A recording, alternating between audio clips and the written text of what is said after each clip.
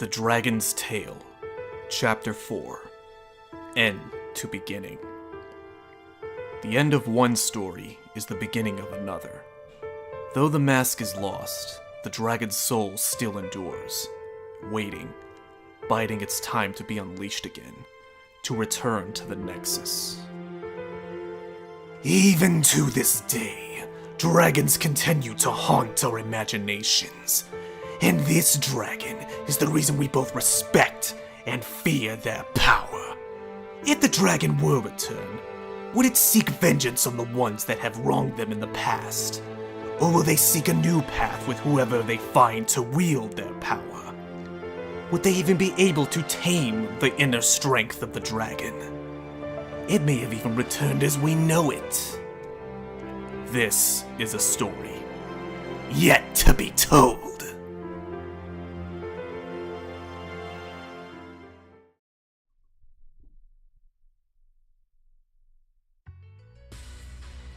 Good evening, Multiverse! And welcome to another exciting episode of MNW Warzone. I'm your host, Warzone General Manager Jerry Aldini. And wow, do we have a night for you. We are... So last week, Westwind challenged Malice for the TTV Championship, giving Malice Prime his first of 7 victories, and Sir Ugly Dunk a chance to, make good. We'll be hearing more about that later. But tonight, it's not the main event, but we are going to have Malice Prime's second TTV title defense. He's speedrunning it, folks. And he is speedrunning it tonight against Osman Killick. And even if Osman is not happy about how last week's match went, and Osman won, and he's not happy about how it went. But tonight, he gets his crack at gold. And we'll see if, Uncle Dunk can do anything. Anyway, but if that's not our main event, what is our main event? Well, our main event is a Multivania rematch. Not a Multivania from this year, though, folks. No.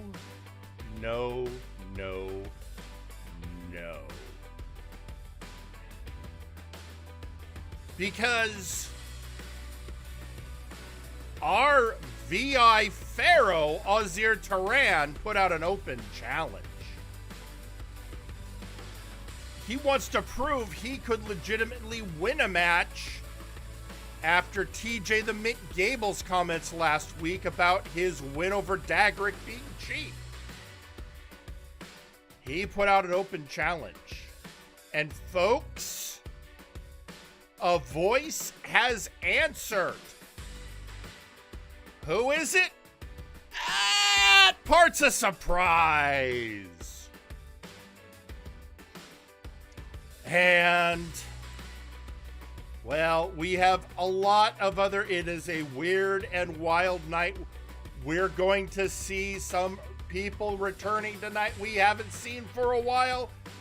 But before all of that, thanks to Azir Turan and his patronage, we're seeing a team up I thought we were never going to see again. And they are going to be taking on 3 of our champions. What am I talking about? Let's find out by heading to ringside for our opening match.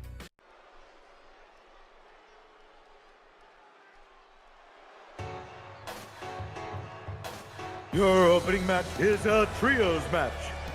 Coming to the ring first, Suplex Sam. Suplex Sam, Ozir Turan's right-hand man, coming to the ring. For the longest time, he was considered the last man standing of VIP. But with the return of prominence to the VI Pharaoh, he is got back up now. And it's back up he knows. Oh, so well.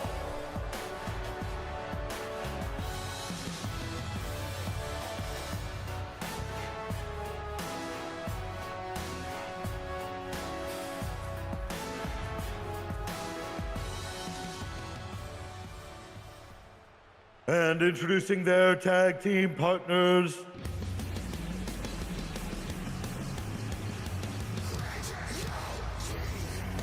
Shoot Nation.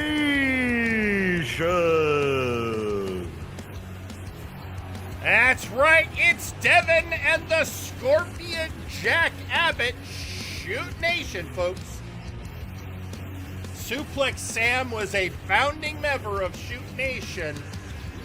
They are back at full strength under the banner of VIP.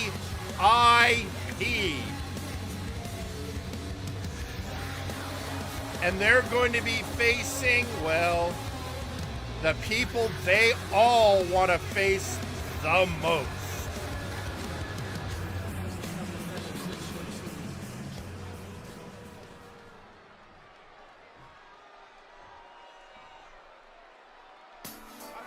And introducing their opponents,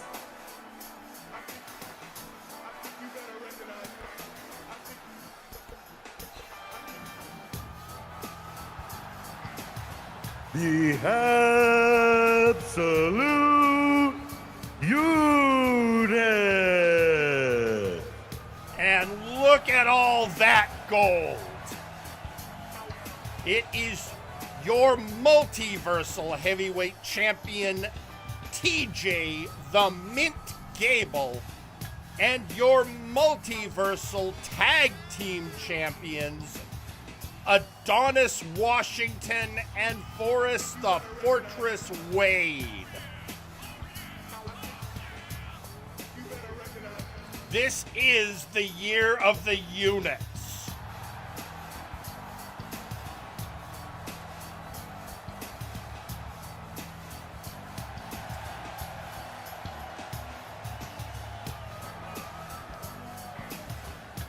So it is, and of course, Shoot Nation, they had a shot at those belts. They didn't win, but Devin can be like a dog with a bone.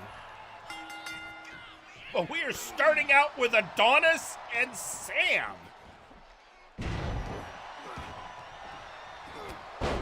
Oh!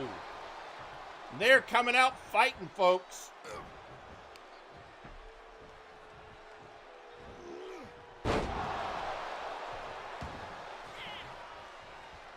Shoot Nation standing tall after a intensive training regimen courtesy of Gorm.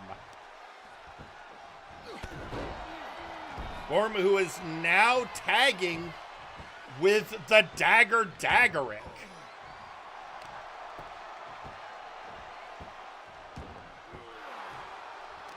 And Adonis, if he seems a little bit more aggressive, yeah.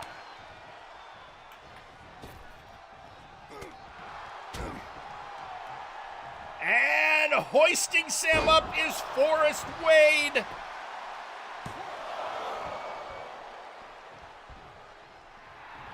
Forrest T. Wade, the most soft-spoken giant man you're ever going to see.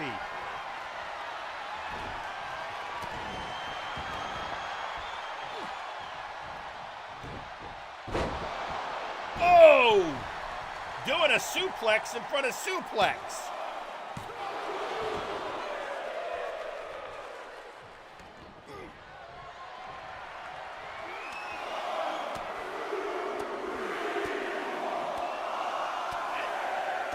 Have you ever thought you would see Forrest T. Wade do the drums of war? Oh, bopped in the corner and, oh, right in the back. Oh, little miscalculation into the ref. Oh! Kneeing Forrest.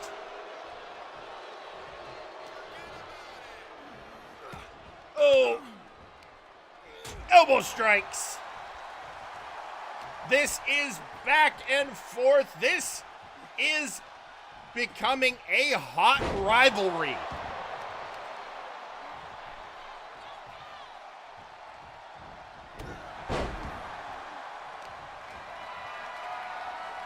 And behold the strength of the fortress.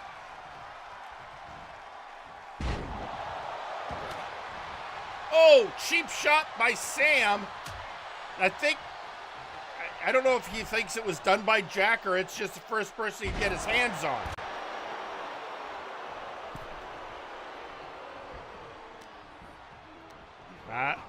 Devin whipping him into the ropes, and Luthez press.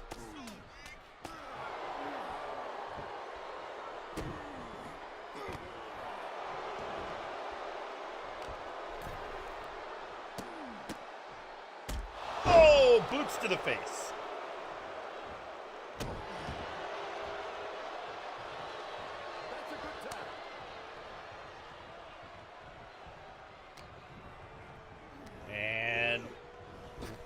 The Scorpion whipping Forrest into the ropes, doing some leapfrogs, and a suplex. Hot tag to our heavyweight champion, TJ Gable. Here's a simple truth, folks. When you hold that belt, you are the man.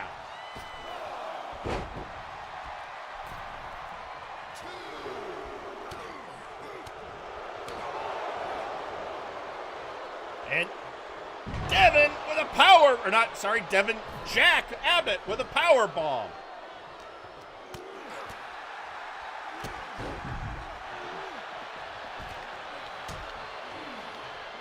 And now they are brawling outside the ring. Abbott is outside the ring with Forrest. TJ is outside the ring with Sam, and now he and Jack are fighting.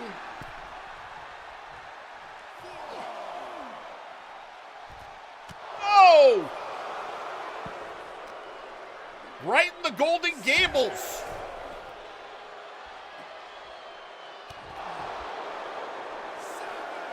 We are up to a 7 count, folks. 8. 9. Oh,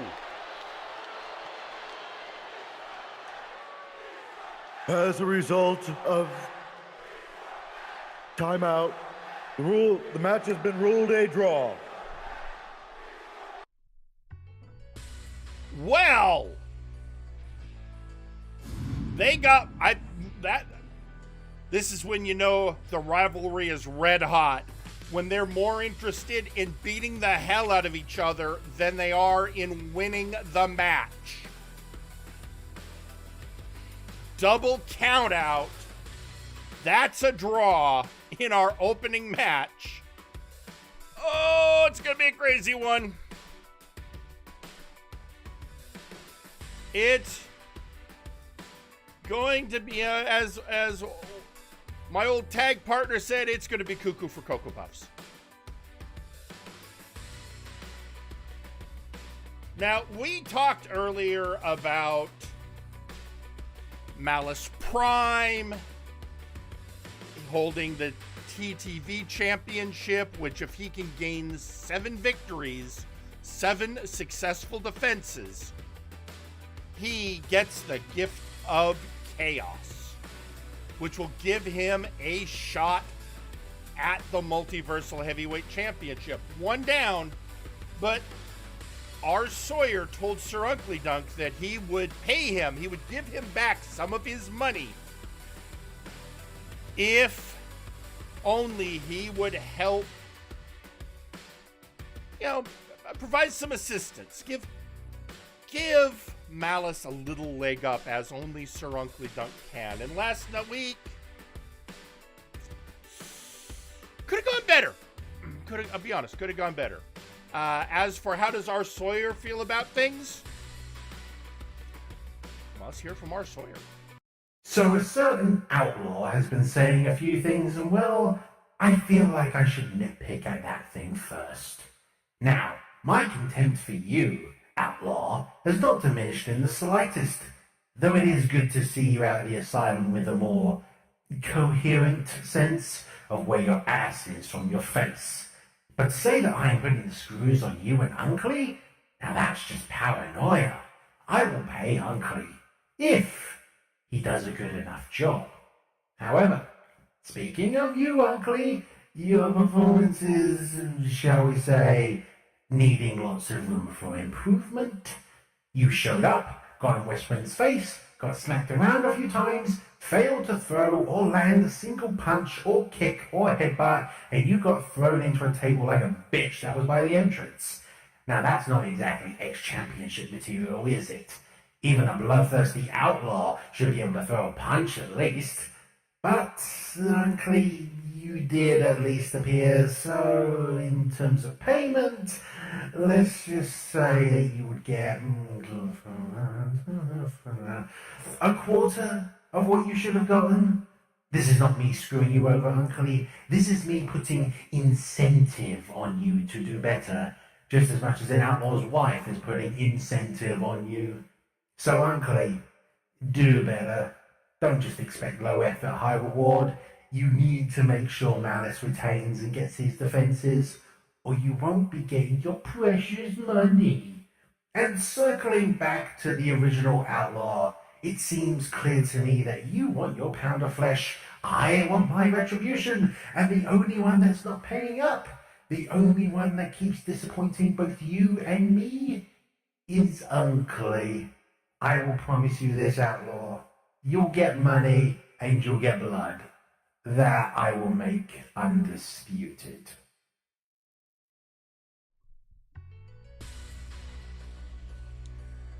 Well, you heard our Sawyer's opinion. But interestingly, there's somebody else who's got an opinion on all of this. And not necessarily who you would expect. But we're going to head to ringside and hear from, interestingly enough, Kane.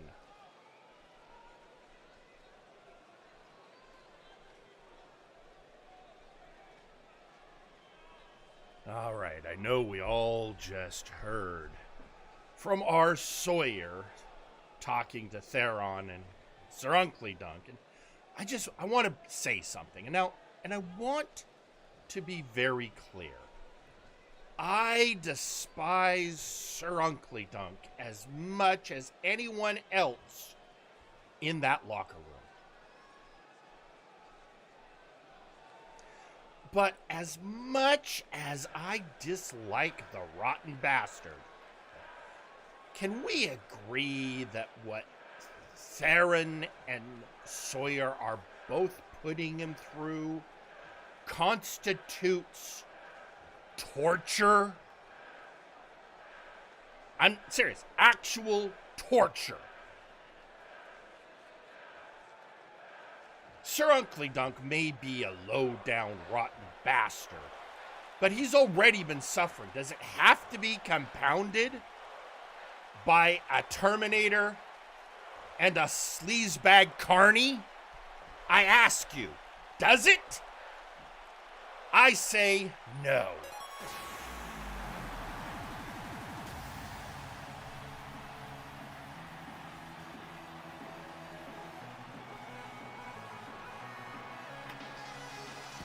Well, that's recognizable music. It is the undisputed future himself, R. Sawyer.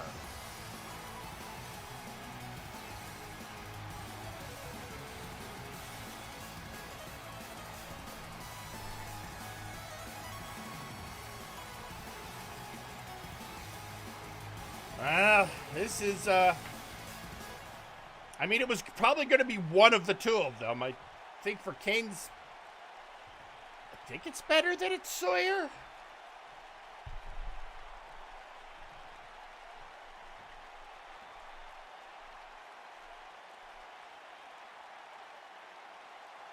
All right, I have to take exception to something here, Kane. Not calling the outlaw a sleazebag Connie. So we can all agree on that. That's a pretty good assessment. But me being the bad guy, look, I'm punishing an evil person. That by default makes me the good guy, right? You know, I think that's exactly what the Blue Hood thought before he car-bombed Unkley. No. Visiting evil onto evil is just more evil. When you're talking about the lesser of two evils, you're still picking evil. Well, isn't that a highfalutin attitude for you to have? Kane, look, it's really simple. I have a bone to pick with that old coot. And I'm gonna make him dance while I pull his strings. Yeah, that's kind of the point. That's what I mean by torture. Unkley's already suffering. He's somebody used to a life of luxury. And now, he barely can afford any necessities. He's already suffering. And I'm saying what's a little more suffering on top of that. Plus, yes, I'm punishing him, but I am offering to pay the man. Just gotta do a good job. That's all. I'm offering him a lifeline. I'm the good guy here, Kane. No, Sawyer. You are dangling hope. You're dangling a glass of water over the head of a man dying of thirst. That is abjectly cruel.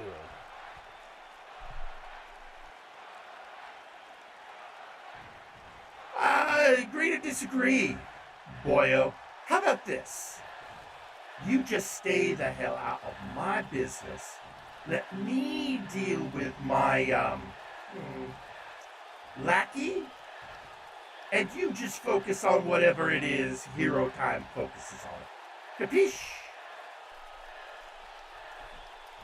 Oh, I am focusing on what Hero Time focuses on. And that is righting wrongs. And this, no matter how you dress it up, is a wrong. And I'm giving you a warning, and I'm giving it to that damn carny too. Stop! Well, that would be, troubling if I gave one rat's ass what you had to say about this, Kane. No, I'll handle my business. You handle your business. And the outlaw can stay out of my business. Understood? Good.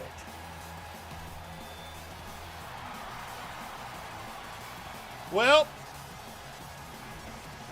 Kane's made his position clear.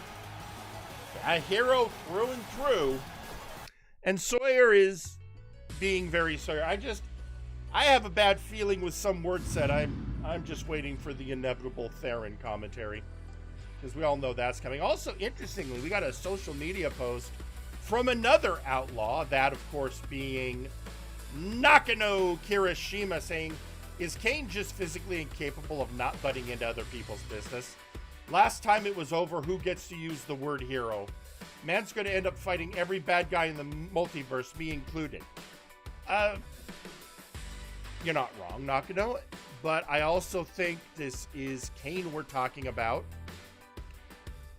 And by that, I mean, I kind of think that's his idea. Let's just say the idea of fighting every bad guy in the multiverse isn't something he would necessarily disagree with. But speaking of good guys and bad guys, our next match, well, there's a lot of controversy, interestingly, about both teams that our next wrestlers come from. Clearly one more than the other.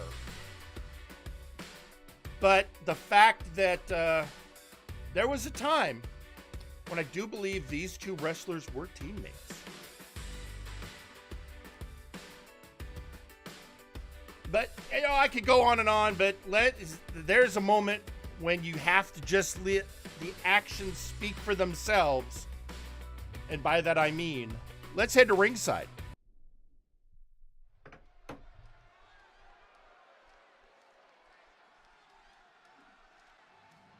The following match is scheduled for one fall. Introducing first, the Gunner Bird. Representing the Night's Watch, Gunner Birch. The Watch has had a lot going on lately, facing a lot of different adversaries, a lot of different adversities.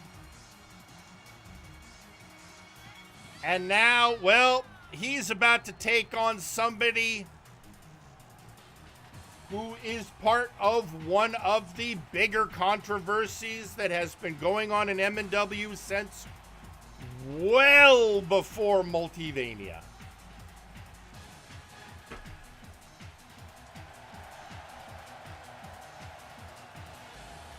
Of course, his teammate Westwind was the first person to face Malice Prime last week for the TTV belt.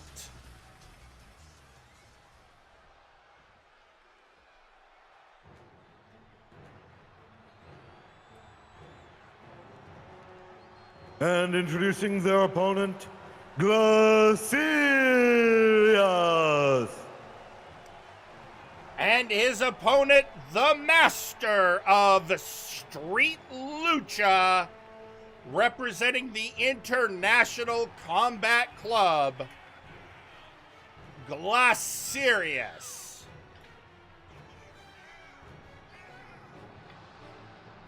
The ICC having been a major source of controversy ever since Nice Ice sort of took it upon himself to declare all should be equal under the ICC, and berating and bullying members of our roster.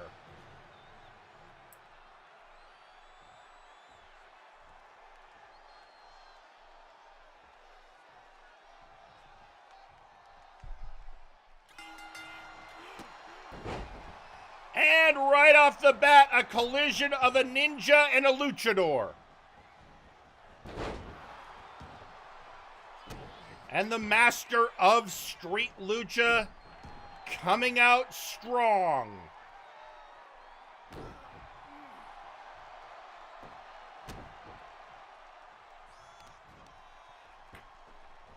Oh, working the arm of Birch.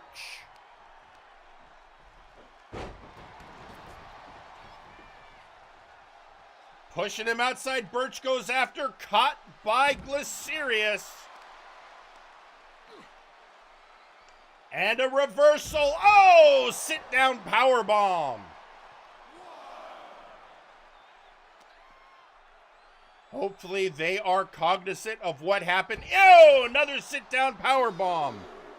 It's going to say what happened in our first match that ended in a double countout.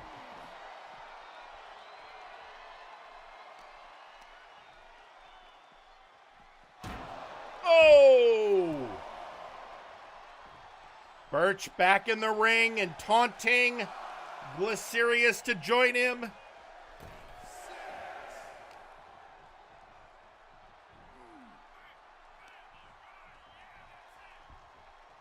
And oh, dropping him on his head.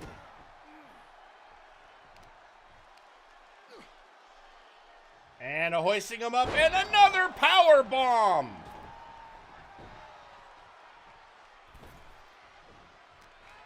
Glycerius going for a reset, and Snake Eyes.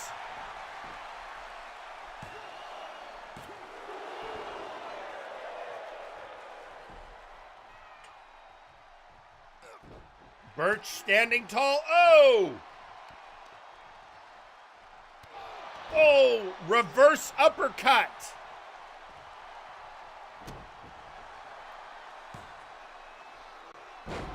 All right, there is going to be a reversal by Glycerius, and now kicking him when he's down.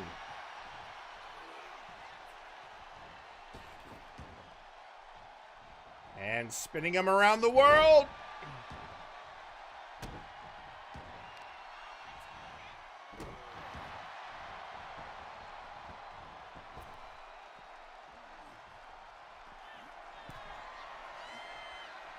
And oh, hammer strike from the top.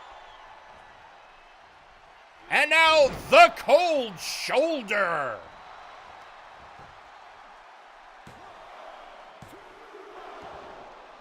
Kick out at 2. Oh, top rope moonsault, but Birch out of the way.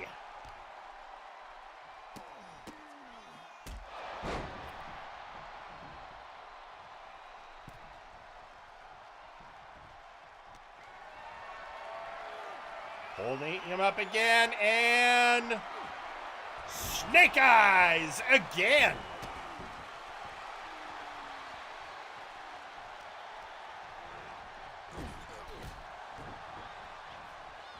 Another reversal by Birch.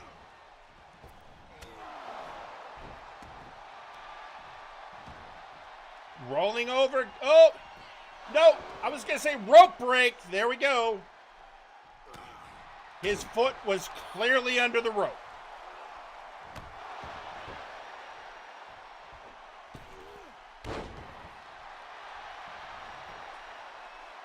One, two, kick out at 2 again.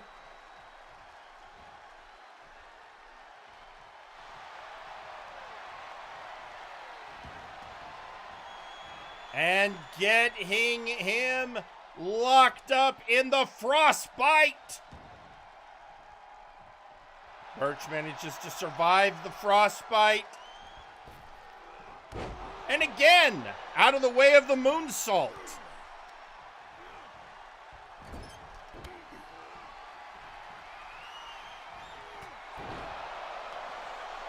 Down goes Glycerius. 1, 2. Kick out at 2 again.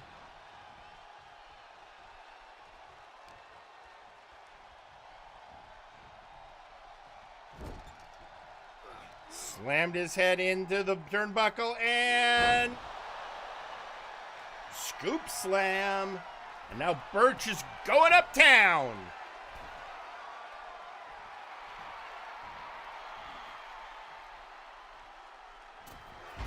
Oh, going for that cannonball senton, but Glycerius got out of the way. And Glycerius trying to lock on another frostbite.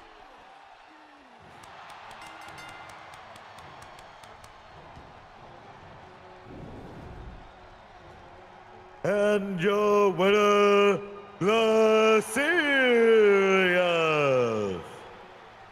And a victory for the ICC, considering how things have been going for them lately. They actually needed this win.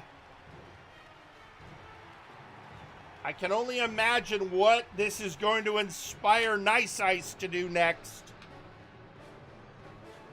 But what is Alistair Evergreen thinking?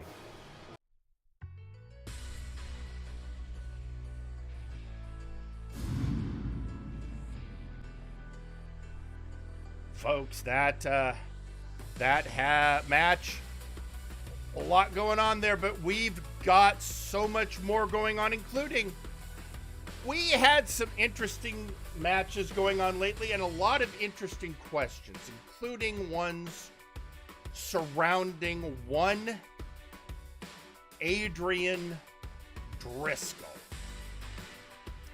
And there's somebody who's got a message he said he'd like to deliver and is in a position to have a lot of opinions. And that person is, of course, our locker room leader, the man known as the Professional.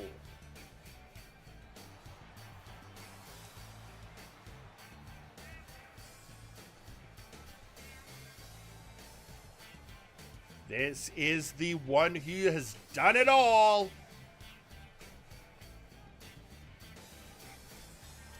And when he talks, the multiverse listens. First, I would like to address my good friend, Mr. Seth Jackson. Seth is recovering after his match with Adrian Driscoll. And I have to give high praise to Seth's efforts. Now, he might not have won, but he did something far more important. Seth proved that Driscoll is no monster, no entity. He, in the end, is merely a man. The blood on his forehead proved that. And as the old adage goes, if it bleeds, you can kill it. And I am mad just, let's see, now that Seth has proven that it takes no special powers, no super strength, Seth is just a man and he did damage.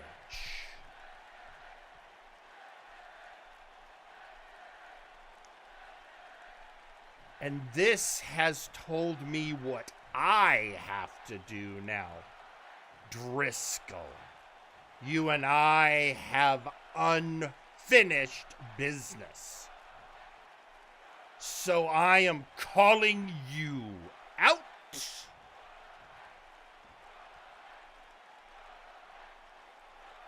It is high time somebody put an end to your mystical charade once and for all, and you would hardly be the first pretender I have taken out.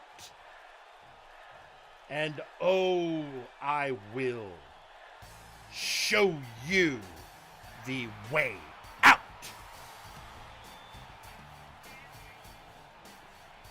Well, there it is.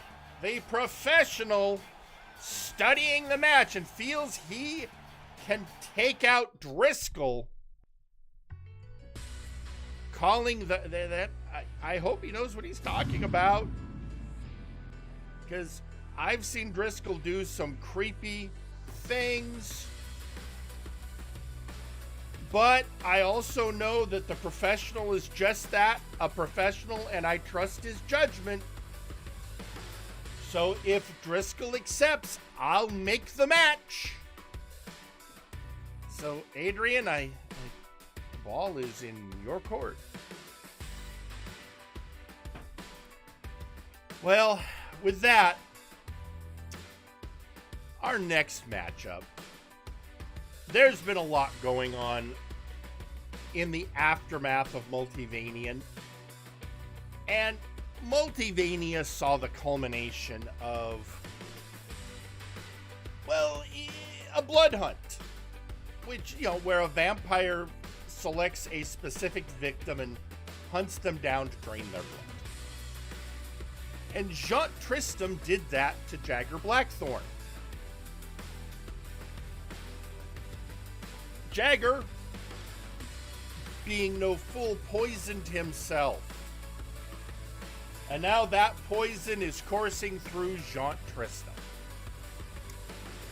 Now, yeah, he did damage to Jean, but, you know, he put himself through a ringer too. So Jagger has approached me, and he asked if he could get a tune-up match to make sure he's back and ready to return to active competition. And that, you know, I feel that's a reasonable request. So, yeah, with that, I guess what I'm saying is, let's head to ringside.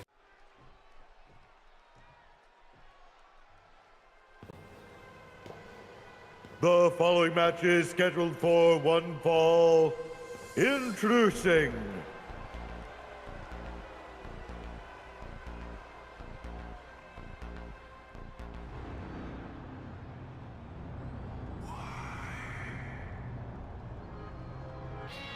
Jagger Blackthorn. The Storm Crow cometh. And yep, he is facing Rocco Brunelli Jr. Because I feel kind of bad after what happened to Rocco in his last match. You know, I figured give him somebody who's probably not going to try and kill him.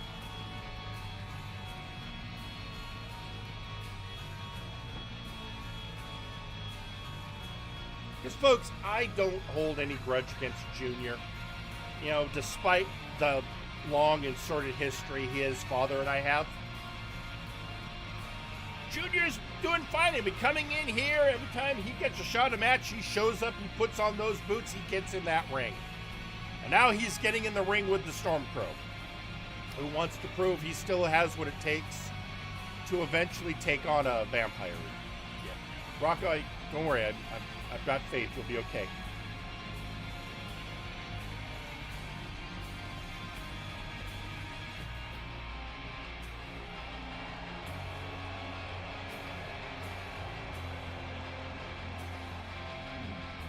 But back to the Stormcrow, Jagger Blackthorn. He had to recover from the poison he dosed himself with to deal with Jean. Now, whatever poison he used apparently is far more harmful to vampires than humans, since he has made a better bounce back, shall we say?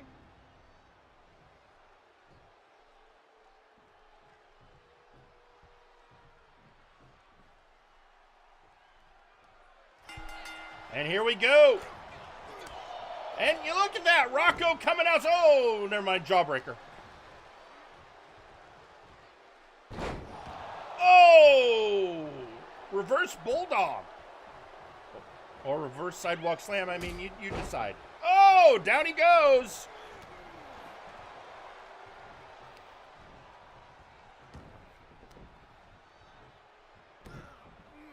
And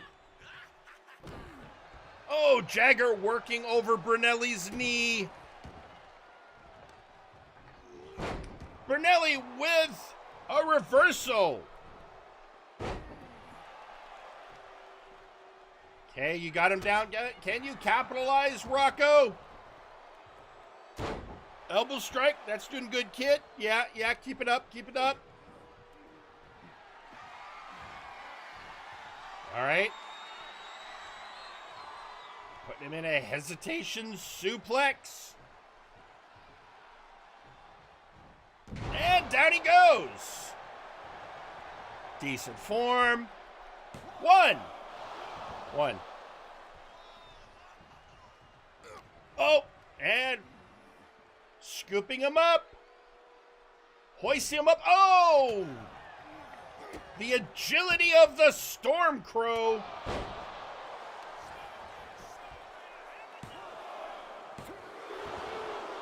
Kick out at 2. This doesn't look good.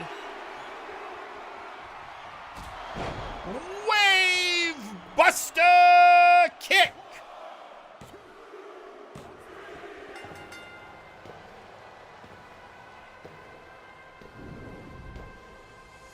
And your winner, Jagger Blackthorn.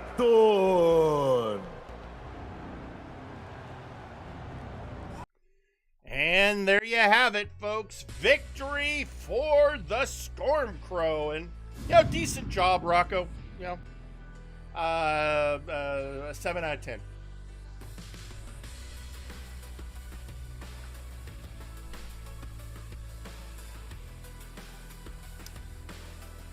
Now, with that, I feel it's only fair. We have one other person that would like some airtime. Well, a couple people want some airtime. One is coming to the ring, but before we get to that, somebody else sent us some audio. And so we're going to take a moment to listen to this first. And this, of course, is a message that comes to us from the Son of Thunder, Johan Mjoln. Warzone. What's good? We have a couple of things that we need to address. First and most important, a quick little PSA for the multiverse. Stop shaming those who have reached out into the void of loneliness, finding themselves their life partners. It's in poor taste that your sad lives must shame those who found happiness. Without my amazing and supportive wife, I would have never been dragged out of the pits of despair. Anyway, now that the serious business has been taken care of, let's carry on the momentum of last week's hit on social media. I have a gift for you all, a brand new chant for when you come and join us at a live show. It goes a little something like this. Ready? We blame Butler. We blame Butler.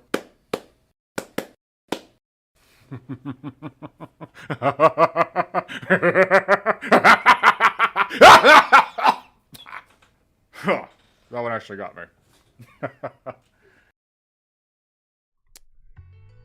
Right. Yeah, that's not going away anytime soon, is it? Nope, I don't think it is. Well, I said we had two people with something to say. So we heard from the Son of Thunder. So now we need to hear from the hardcore hound, Alistair Evergreen.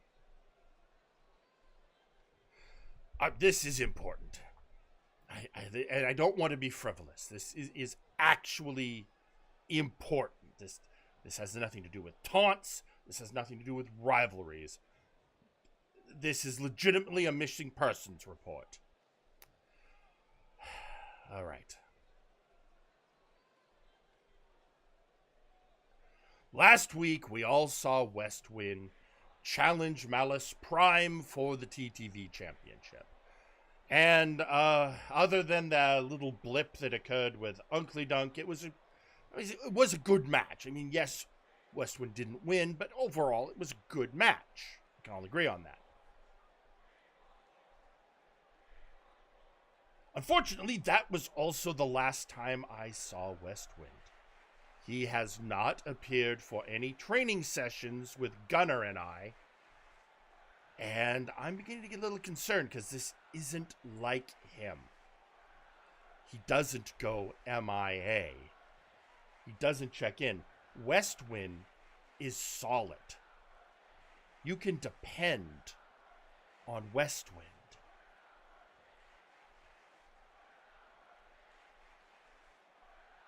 And I'm going to be honest, I'm a little worried.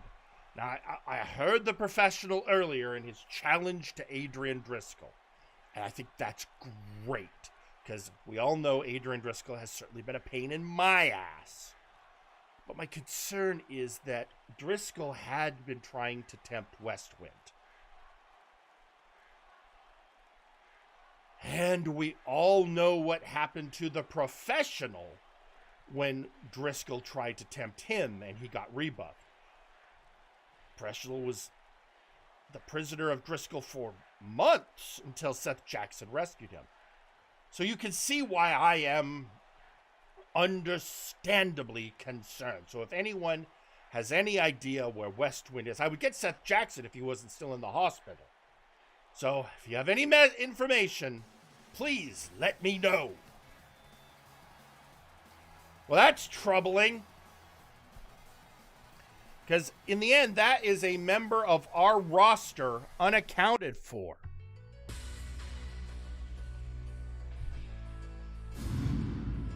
And I absolutely take the safety of our roster very, very seriously. Well, I say that, and yet I'm about to let this next match happen. But before I get into that, I do see there is a social media post from Jean Tristam saying, no sightings of any angel types amongst my court members, although I love a good holy drink now and then. I am a toss-up if that was helpful or not. This next matchup was requested by one of the participants. All right, I'm going to be honest. This match was requested by OTP. I want that to settle in with you guys for a moment. OTP asked for this match. And I'm sure you're all going, well, OTP are often a bit crazy. How bad could it be? And anyone who said that, I want you to remember it when our second wrestler comes out for their entrance. Let's head to ringside.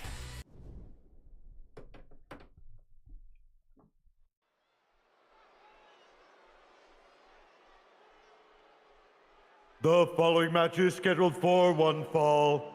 Introducing first,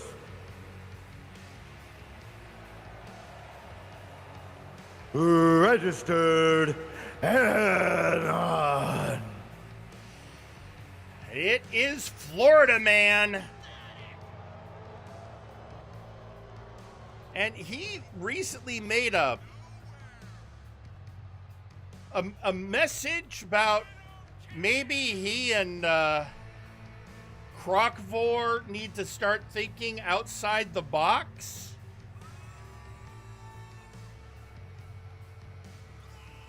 Whatever that means.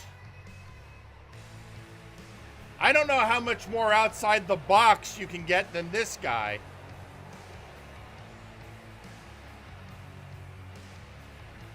And apparently this match request was related to that message he gave recently. How? I have no idea.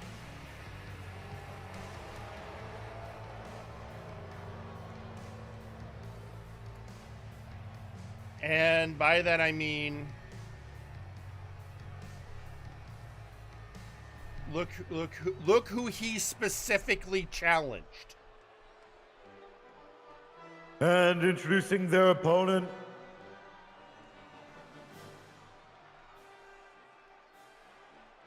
Grizzly Adams. Folks, this is, the Murder Cave has been MIA largely for a while, although we recently had the return of Chaz Lee. So now we have the return of Grizzly Adams at the request of Registered Anon. Now, of course, we still have no idea the current status of Arkolf, or even more importantly, Dr. Grimm.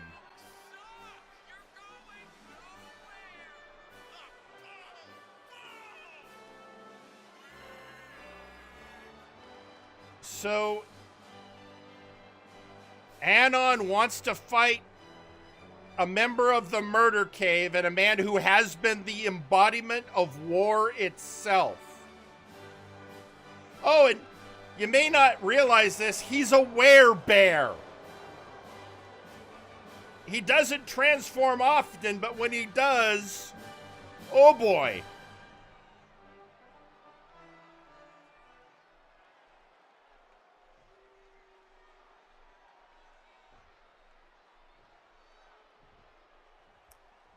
And here we go. Grizzly Adams right off the bat kicks Anon in the head.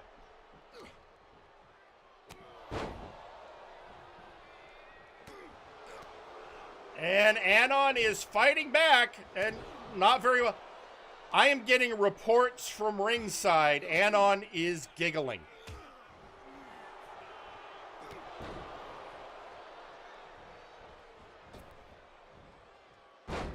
Oh! Grizzly out of the way! Whipping Grizzly to the corner, splashing him, hoisting. He's hoisting Grizzly Adams up.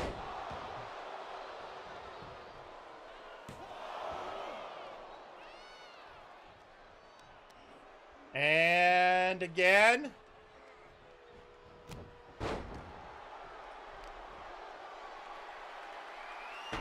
Okay. Look, I know he's stronger than he looks, but come on!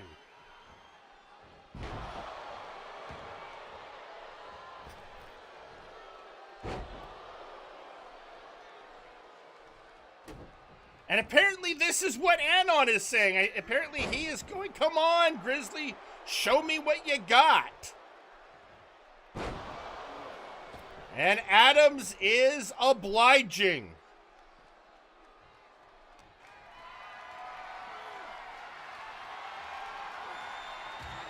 Oh!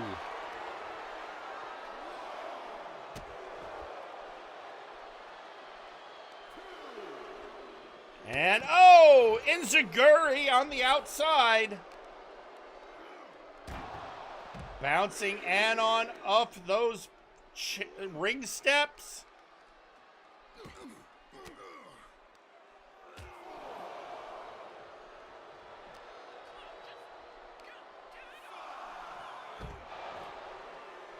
And slamming him down.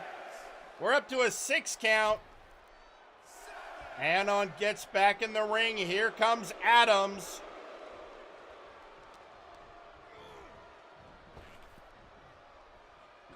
Oh, he's going for a bear hug, but eye gouge.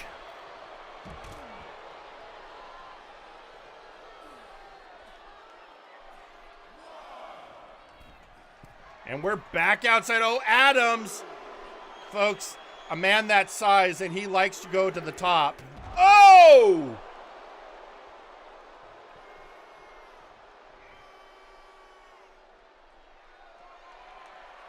And hoisting him up into a torture rack. And, oh, torture rack slam.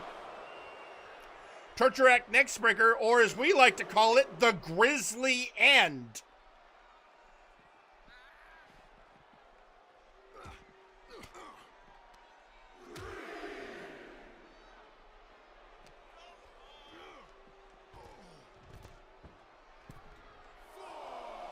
Up to a 4 count, and again, Grizzly following him back into the ring.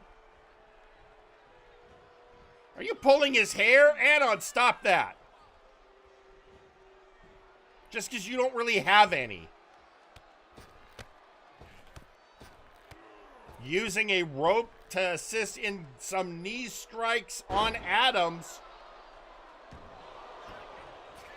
Now going in for the cover. Kick out at 1.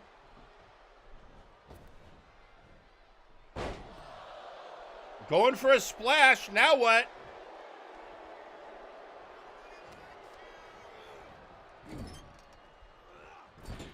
Oh, Adams out of the way. Down goes registered Anon.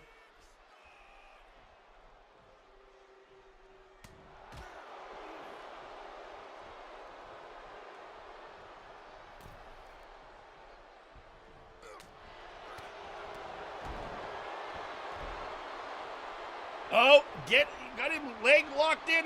Oh, fighting his way out.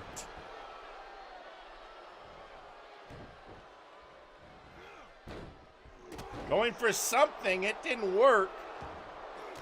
Reversal.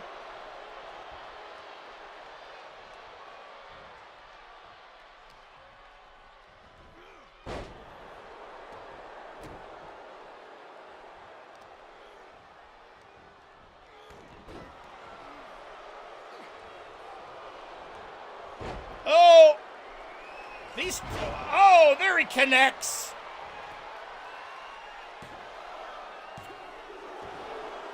Kick out at 2.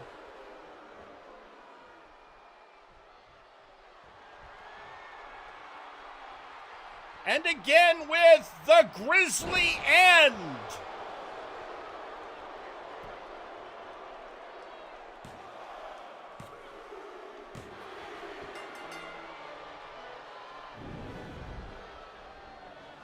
And your winner, Grizzly Adams.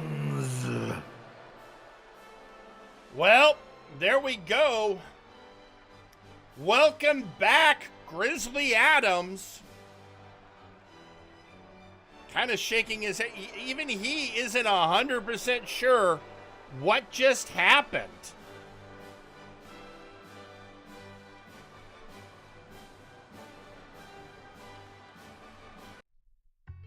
So, I mean, that makes all of us. And, well, that's, yeah, it was a thing. I guess now is just the question of why. And that's my question, why. But, you know, no one asked me. You know. I was requested to make the match. Wait a minute, hang on. Anon, you're not allowed back here. Jerry, no, it's okay, Jerry. Just want to stop by and say thank you. Thank you for making that match. It was exactly what I wanted. I got exactly what I needed out of it. And don't worry, I'll have more for you later. Until then, noodles. I forgot what was at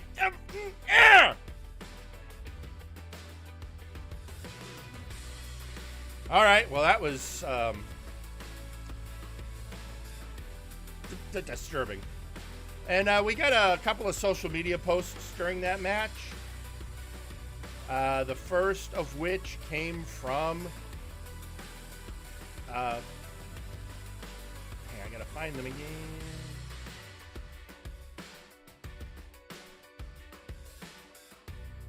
All right, here we go. The first was from Johan Mjoln going... It was that easy to bring one of them out. Should have done that months ago. Oh, well, meantime, hashtag blame Butler. Which is interesting because it was followed up by a post from Bastard Butler saying maybe Arkoff entered the Odin sleep again. Look, you can't always blame the Odin sleep. That's all I'm saying. And then, oh no, we got a message from the that bot that sends messages on behalf of the Murder Cave saying, on behalf of my master while he is indisposed, you didn't think that Adams would stay away this close to Apocalypse. I mean, it's our yard after all. Yeah, I'm not going to sleep overnight.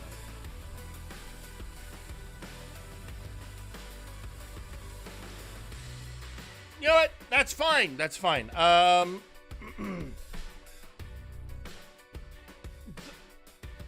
Anyone in our audience who is a regular viewer of MNW Warzone knows that I have a few rules that I hold very dear. And one of those rules is, of course, that anytime a champion wants some ring time,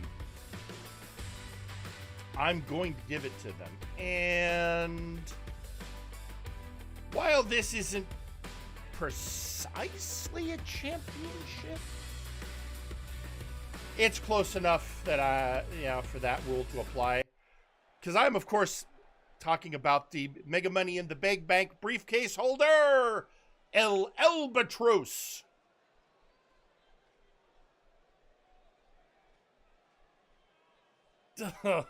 Ridiculous. The opening match ended in a count-out. Look, I'm not making fun of Suplex Sam or the Shoot Nation. No. But units, you're a bunch of hooligans. You know that? You come out, you make big posturings, and currently you hold the belts and, well, did you really earn them? I mean, really? And especially you, Gable. May I remind you, I have the briefcase. And the next time you get distracted in a match, well, I could strike at any time and cash it in. So, I think while you're out there having just the best of times, you should be ready for the moment that El Albatros strikes. For you'll never know when it is. Excuse me?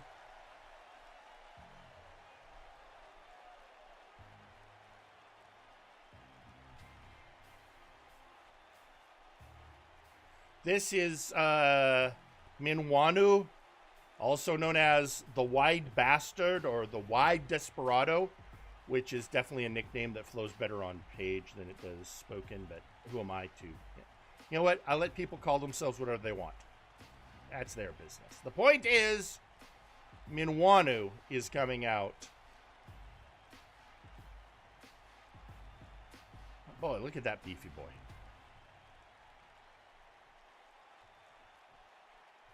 Albatross, this gives you a bit of a size comparison because, well, usually he's, anyway.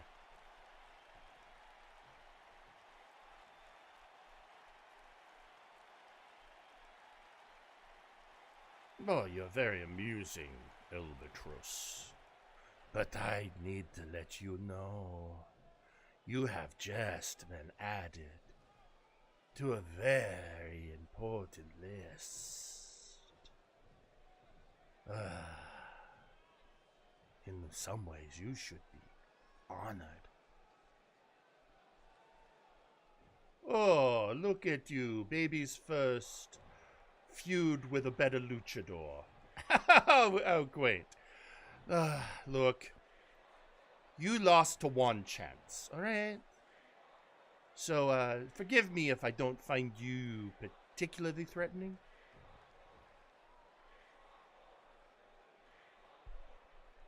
Haha. There's the confidence I've heard of. I do like to see. This is so much better than when you were trying to be a rapper. At least now you're authentic. But do you have what it takes? Listen, Minuano, yes? You're still a new blood. And yeah, I understand that can come with a certain amount of arrogance. But to step up to El Albatros, well, that's a unique brand of hubris. Oh, Albatros Minuano has an pure, unwavering wrath. And did I make a mistake against one? Yes, I did underestimate him. But there is no chance of underestimating Albatross. Well, on that we can agree. But, Minwano, I want you to think very hard. I know where this is going. I can guess what you want. And if you want a shot at Albatross's briefcase, well, that's not something that can just be handed out. You really have to earn that. As you say, it is not something for handouts, and nor does Minwano want a handout. Minwano intends to prove what he is worth.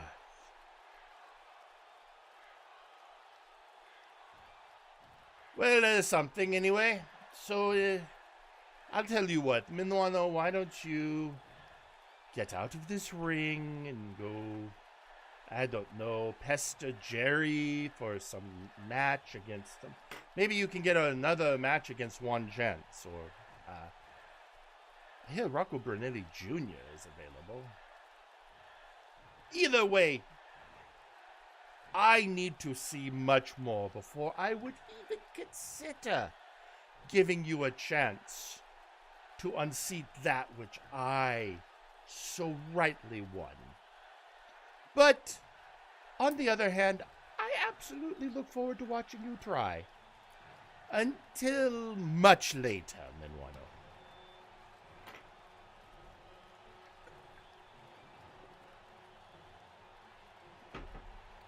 Well,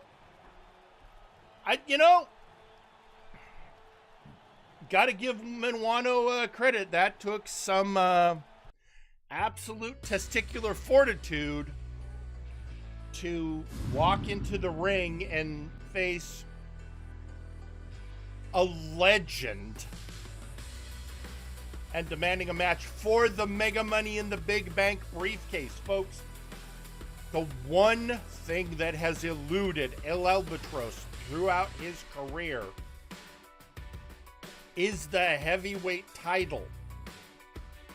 Many feel he should have won it years ago. And now he has the shot in his hands, just waiting for the right moment.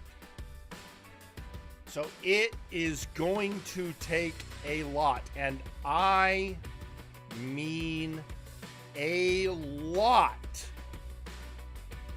before he is going to get a crack at that from the leader of Los Villanos. But that is a story for another day. Our next upcoming match, however, it's a little bit of an interesting one. Because, well, we heard earlier this evening from a member of Hero Time, that being Kane, objecting to how both Sawyer and Theron are treating Uncle Dunk, of all people. But there's also the question of whoever attacked Power Surge and Blue Hood recently, which led Eustace Paragon, leader of Hero Time, to look for some more help, and he gave an invite to the Multiversal Ant.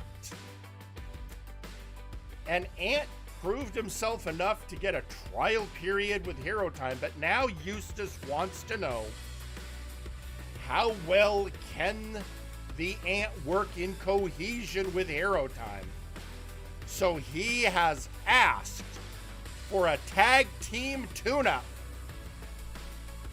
And that's what we're going to go see right now. Let's head to ringside.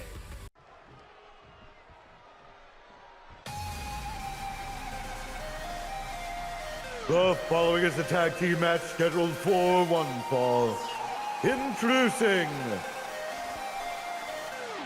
the team of Power Surge and the Multiversal Ant. Folks, this is the first time the Multiversal Ant has gotten an entrance. I mean, on camera. As part of Hero Time.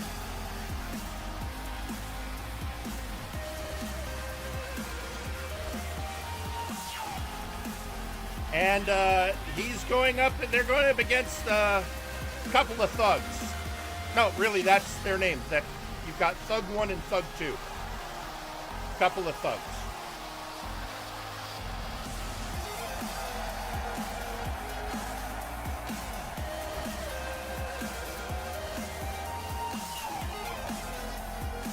This is going to be a possibly very big match for the Ant.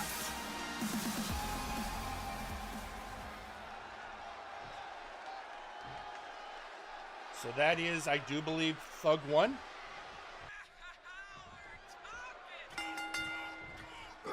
And in he goes. Power Surge with a DDT.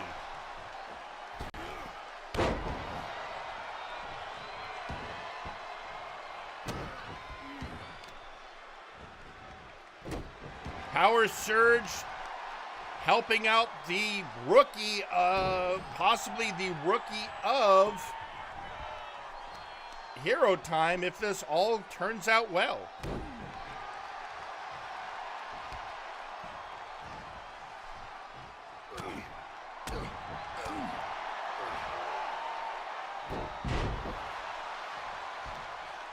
But, well, first, it's got to bring the Ant in. Right now, Power Surge doing a great job taking care of Thug 1 and Thug 2 all by himself.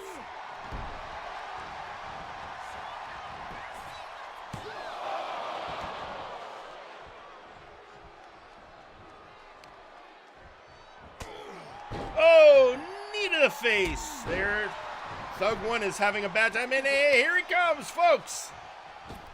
It's the Ant. Oh, and he's going after Thug 2. That didn't turn out. Oh! Thug 1 going after Power Surge on the outside while the Ant dealing with Thug 2.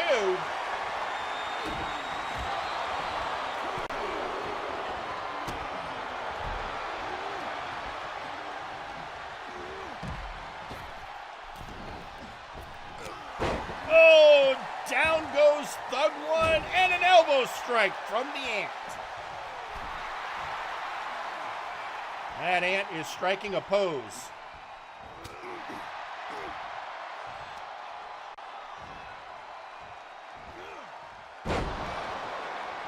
And the slam. And kick out at 2.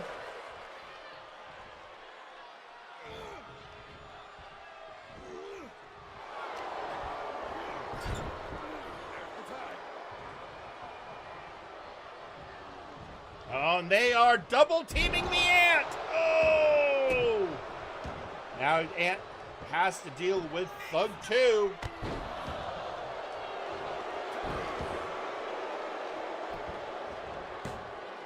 And here comes Power Surge.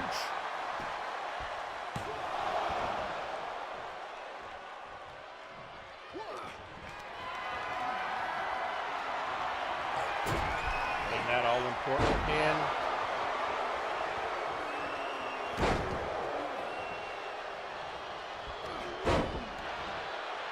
Thug 1 working over Power Surge.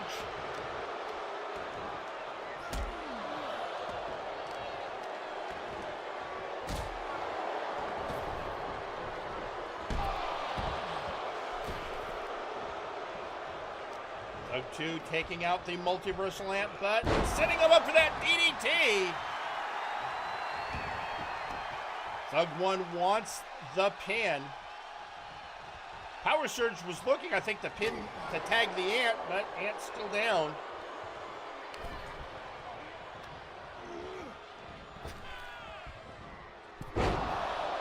Oh, not looking good for Power Surge. Thug 1 returning to the ring.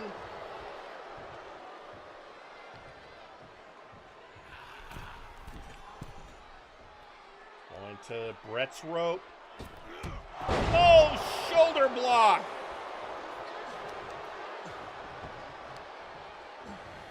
And a slam down to Power Surge's knee. Power Surge getting up. Getting ready to take on Thug 2.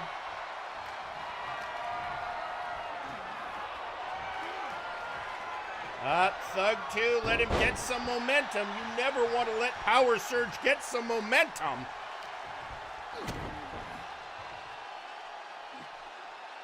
Because now he is going to take you on a trip ending in an arm drag. And now here comes the Ant.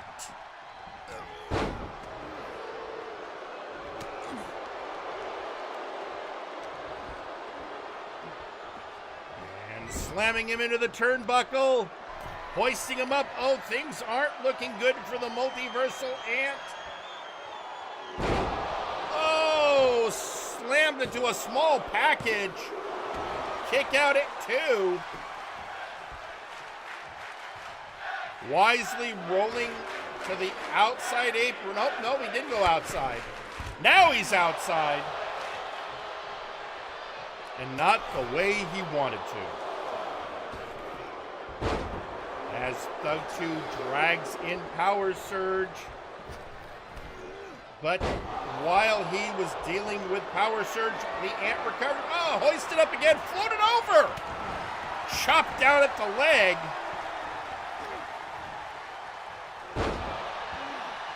Slamming him down. Oh, a punch from Thug 1, and oh, that leads to is a DDT. Look out, Ant, there's a hot tag. Oh, raining kicks. Going for the pin, and Thug 1 is now the legal man. Kick out at 2.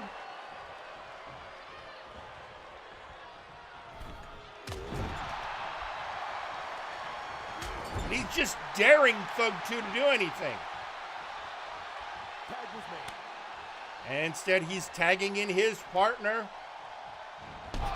Power Surge takes care of Thug 2.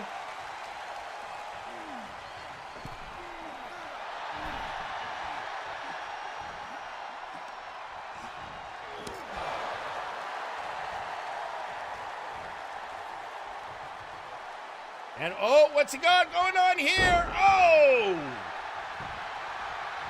Running Bulldog.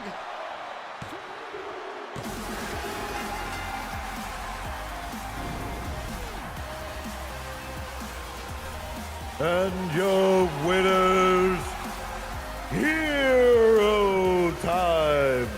Folks, the Multiversal Ant has one in the win column. Finally. And victory to Hero Time. I'd say that was a pretty good first outing for the Multiversal Ant. And while they celebrate their victory, I have to let you know that we still have so much exciting action tonight, including a TTV title match and your main event with Ozir Turan in what when you see who he's going to be fighting, you will understand when I say a potentially epic match. But before we get to all of that, it is a sad truth that while we are the best in professional wrestling, we also are a business and have to pay some bills. So, we're going to take some time to listen to some professional advertisements. And when we come back, more exciting action. See you after the break. Feel the warm, milky, healing, Jesus-powered goodness that is Lactatanks. Step inside or be thrown in forcibly by registered Anon after you've gotten the shit beaten out of you by multiple people in one wrestling match. We swear nobody has ever died in a Lactatank. What is the Lacta made of in the Lactatank? We have no fucking clue, but we enjoy it anyways, and you will too. Lactatanks, come feel our warm, creamy, healing Jesus goodness. Multiverse, Nexus Wrestling's Warzone, Flashbang, and Firing Line are all proudly sponsored by Enraptured Beauty. Our products, rather than using unnatural and harmful chemicals, revitalize your skin by boosting the natural elements already present and enhance your natural beauty so you too can love your best self. It's morning in Multiverse, and rest of day looms, looking to break the weary like monster breaking human twig in a wrestling ring. But there is remedy. Squash roast coffee, made from finest naturally grown beans for best wake-up energy. That's because every bean have 10 beans within. That'll be 10 times more big energy than competing brand. More than enough big squash energy to power through day. Squash roast coffee. It's big cup of good stuff. Now available in decaf. Oh, but there is need to come down from blood rage. When you want the most detailed and violent-looking pictures of battlegrounds, look for Perfect Snap Photography. We do bar fights, wars, underground wrestling, and weddings. My wedding dress, you fat harlot! Remember, Perfect Snap Photography. It'll be bloody perfect in a snap. You too can now wage war against the flabby wrestlers of MNW with your own exclusive Zacko action figure. It comes with trios tag belt accessories and nut-kicking action. Pull the cord to hear Zacko's famous quotes. Get that microphone away from me before I shot up your... The Zacko Duo action figure, sold separately. Whether you're working at home or giving your opponent work, we here at Lowe's are there for you. We're here with our sturdy tables and ladders that cease to exist if broken in half. We're here with rings that can stand up to even the most grueling of hoss fights. And when a locker room door is inevitably smashed by an angry lion woman, or a fiery undead leaves burn marks all over your paint, Lowe's will be there with a little elbow grease, a substandard 2x4, and a 6-figure bill. Don't believe me? Listen to these satisfied customers. You know, I like Lowe's because they have tables that I can put pizza on because everyone else keeps breaking the goddamn tables. This is Raphael Sampson here to remind you that Lowe's brand lumber is subpar at best. You deserve better. And trust me, I would know. I worship a carpenter. Sometimes when executing wrestling justice, I've had to break down a few barriers and a few walls. Oh, fucking damn it, Max, my wall! Thank goodness I shop at Lowe's so I can get the best deal on replacing and fixing all the walls I break. Lowe's. Do it subpar for more. Why? And now, a message from the brass.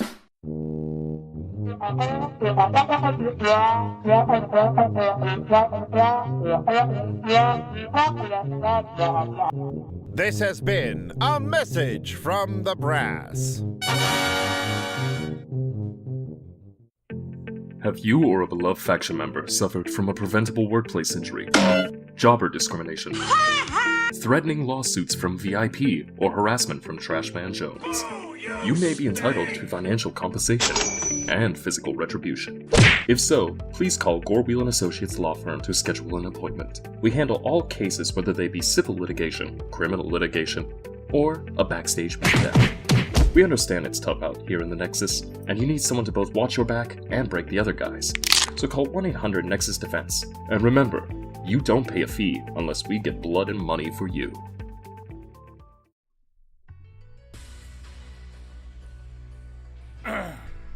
We're back. And, oh boy. So, look, a lot's happened tonight, and you know, in this world of professional wrestling, it's really easy to for things to be said that might lead people to having some hurt feelings and other issues, and let's face it, impulse control is not a great factor you find in many professional wrestlers. Anyway, some things were said earlier this evening that member of our locker room really wants to get off his chest. Anyway, point is, here's Theron Markov.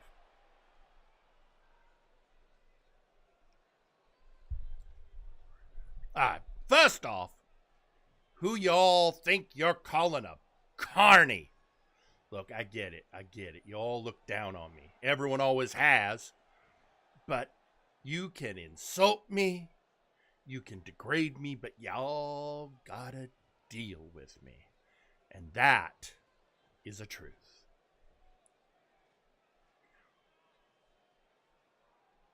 And I don't know where Kane gets off being all highfalutin playing the hero.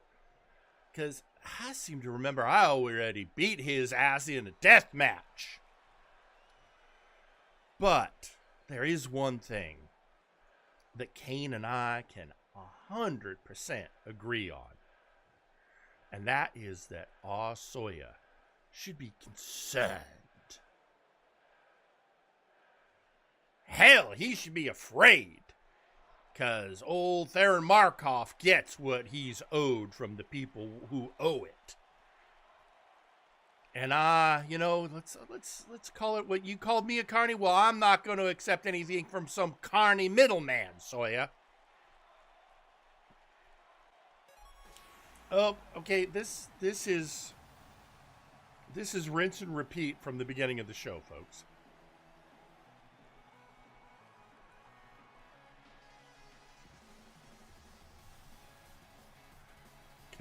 Because for the second time tonight, it is the undisputed future. Our Sawyer first, he mixed it up with Kane, and now he's going to be getting into the face of Theron Markov.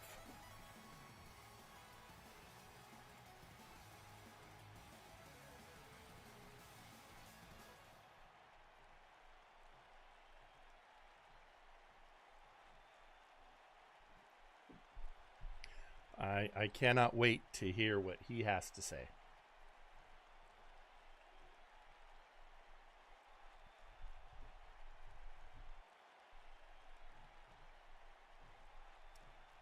You know, Markov, you calling someone a carny, ain't that just the pot calling the kettle bitch?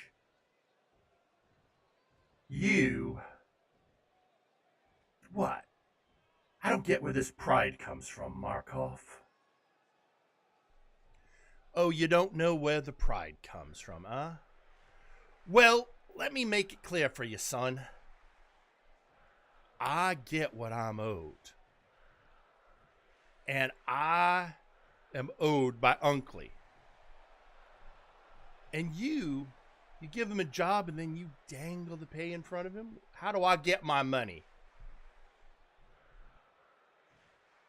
Now, look here. I understand I'm probably used some big words that are too much for you. But I will get around to paying Unkley. And if you've got such a big problem, how about I just pay you what Unkley owes and then we can get on with it? You know what? No. I ain't taking a damn red cent from you. But you know what? I think you do owe me one thing, you bucket of bolts. I think you owe me a match. Oh, a match! All right, outlaw. I'll play your game. You want a match against the undisputed future. I mean, I could ask why, but I'm sure after as many concussions as you had, that hardly matters. Oh, no, we're not playing that. Last time you and I fought was for the Nexus Titan Championship at Multivania 7. And that is when that was that old double pin along with the janitor. And that was just one of the many times I got screwed. Oh, I see, and you love your grudges. Grudges are like debts, aren't they? One way or another, they've gotta be paid. I completely see where you're coming from. I mean, it's kindergarten logic, what I exactly expect from a toddler, so yeah, perfectly on brand. You can insult me all you want, but I'm gonna pay you back in humiliation. And you know what? I think that starts now! Oh boy, here we go. You know, I'm not surprised. When you're dealing with Theron Markov, you're at any moment a hair trigger away from him just to start throwing hands.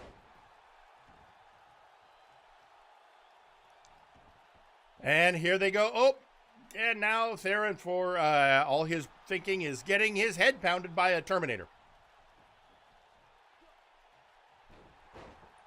And down he goes. Because say what you will about Theron Markov, he is a solid wrestler. I'm not saying anything about his moral character, just that his wrestling skills are in fact impeccable. Oh, and finally, the ref is getting in there, breaking this up. I'm going to have to make a match between these two idiots, aren't I?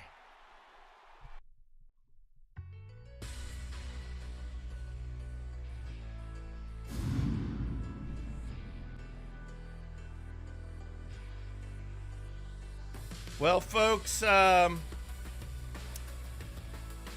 while we try and get the ring cleared, we got another match we got to get to. And this match, there's been a lot going on. And one of the saddest things to come out of recent events is the breakup of the All Lords. And in the aftermath of that, Sasquatch Wing has challenged Raphael Sampson to a match that he would like to have in the near future. I mean, we do have a pay-per-view coming up, but I don't know that Squatch is necessarily wanting to wait for that. But because it's been a bit since that incident happened, the breakup, the attack of Sampson, like many other people tonight, Squatch has asked me for a tune-up match. So sure, let's give him one. With that, let's head to ringside.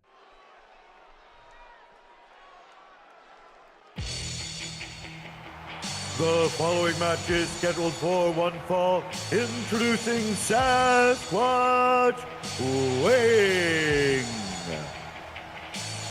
Folks, this might surprise some of you, but this is the second richest individual in the multiverse behind Ozir Turan. He has the best business sense of any Sasquatch in history. Watchros alone brings in the big bucks. And he now runs the most successful charter air service in the multiverse. And multiversal air charters are a thing.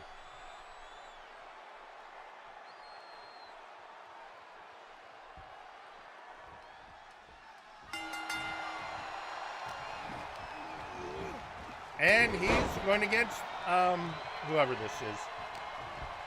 Honestly, you know, I'm supposed to, you know, Phyllis is supposed to tell me I didn't get the sheet, and this time I just, who cares? He's some guy who's currently getting his neck stretched out by the Sasquatch.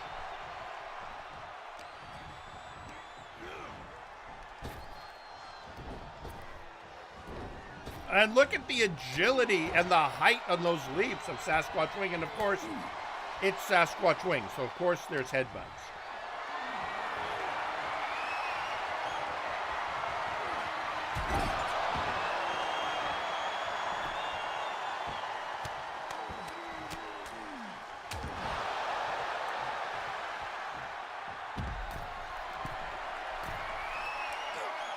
And oh!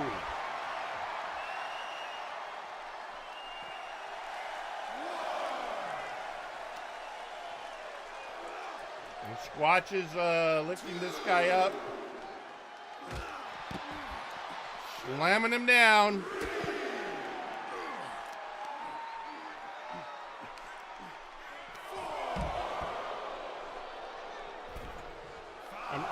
Phyllis is... Apparently Phyllis wrote it down, this guy's name, but she spilled coffee on the sheet. So it's... Right now he is just... She's referring to him as that blonde guy.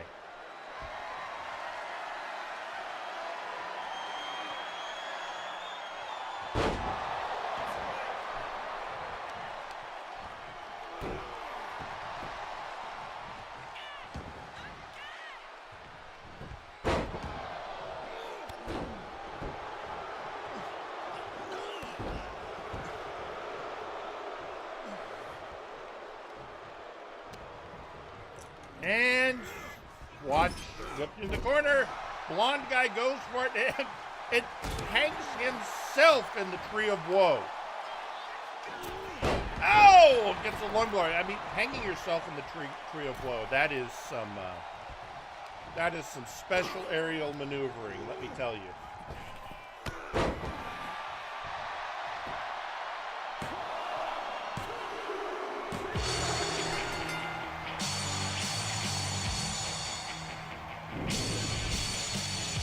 And your winner, Sasquatch Wing! Well, that was a squash match. That was a squash match, in fact. Would that make it a Sasquatch? Nope. I'm sorry I said anything. It's just going to set you people off. I regret everything. But that's fine. You know why? You know why it's fine? We only have 2 more matches left. And one of them, our next match, is a title match. It's the TTV match. So, oh, hang on a sec. Phyllis, no, the blonde guys are, what? What do you mean that's not? What? You're kidding me.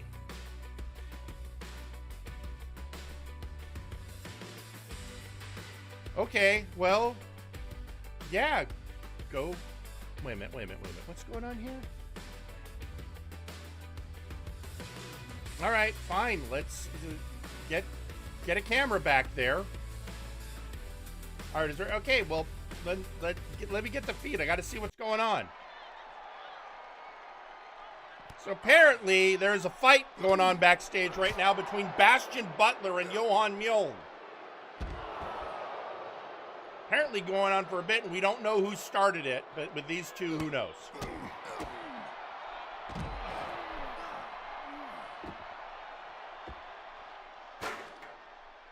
Nither, I thought Butler was walking away, which seemed weird.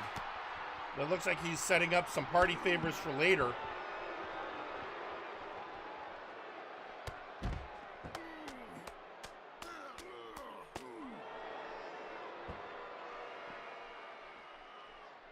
And Johan, oh, right in the breadbasket, and a power slam on absolutely unforgiving concrete. Oh no! Again, a second. This is. Look, Bastion Butler is a resilient guy, but there are limits. Oh! Also to DDTs on concrete.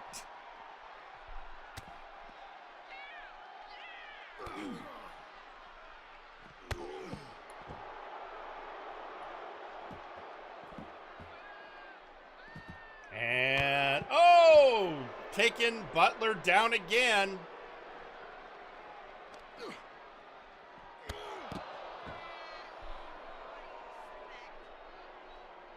And Johan grabbing a chair. Oh, Butler came after him. Butler goes down.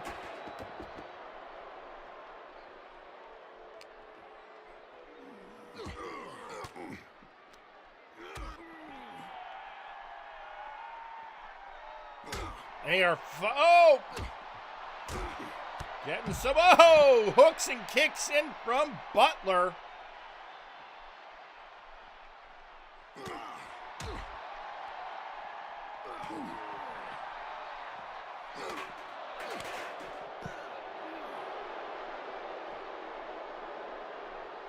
And hurling Butler, Butler hurling Johan.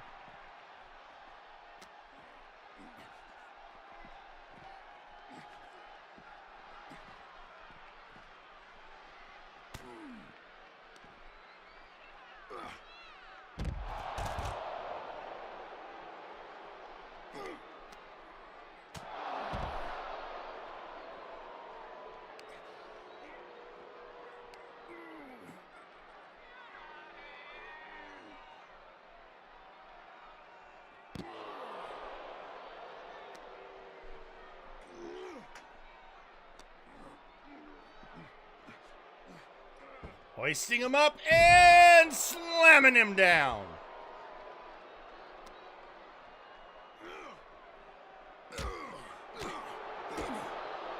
Kicks and blows from the Son of Thunder.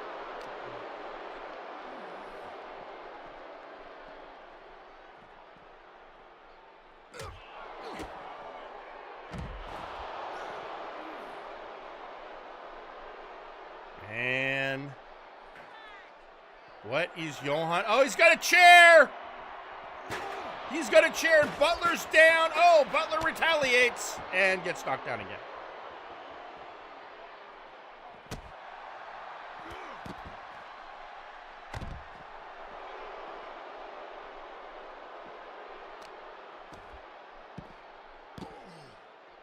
And oh, just brutalizing Butler. And again, every time he goes for that chair, I think Butler senses danger.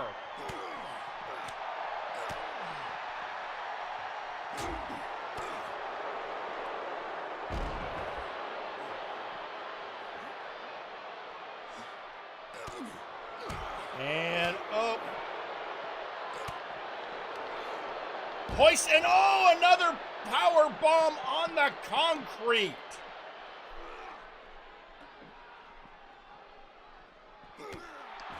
Butler going for some retaliation.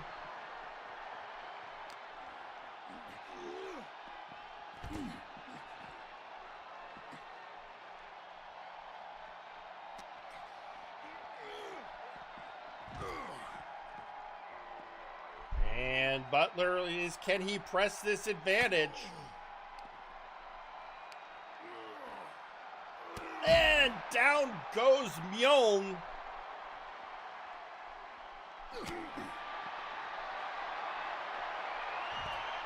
And looks like he might be able to get him down. Can he do it? Johan has other plans.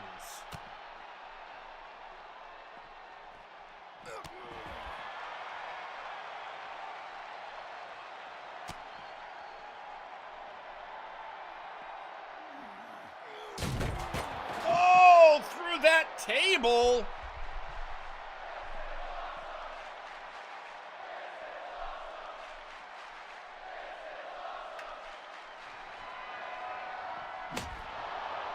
And now a hockey stick.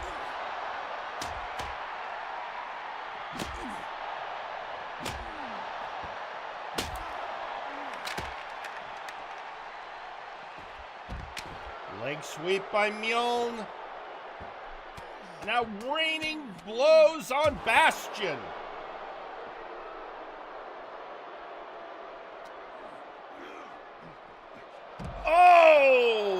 throwing him over that slight ledge. And what's this? Osman Killick. Wait, that's Sir Uncle. Oh, well, during the distraction, Sir Uncle Dunk was going after Osman Killick, who's going to be in our next match. Oh, this is his. He's trying to stop Osman from getting to the ring. Oh, Osman slams down Unkley.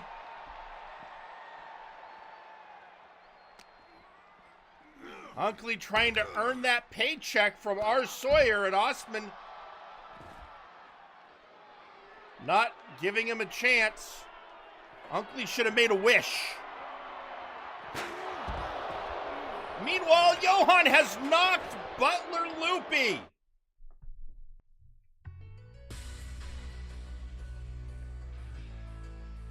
So, can we get medical back there for Butler and possibly Unkley Dunk?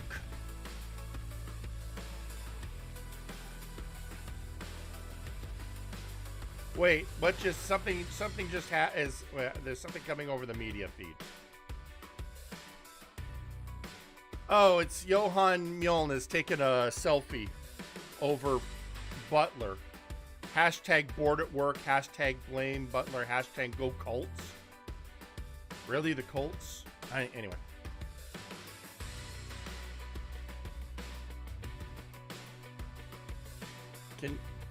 Anyway, you know what?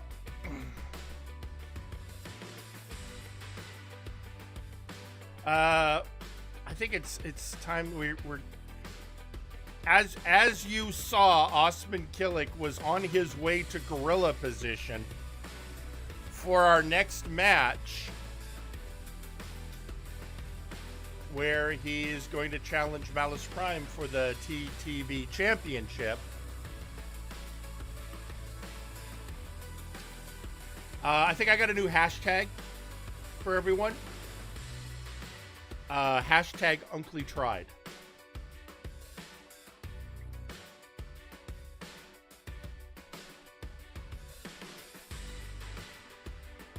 Well, with that, it's not your main event, but it's a title match nonetheless.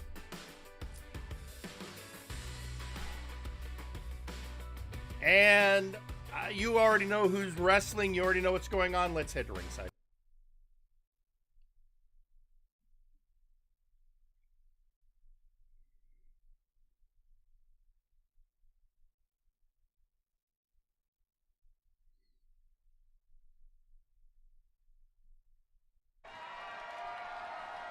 The following match is scheduled for one fall and is for the TTV Championship. Introducing first.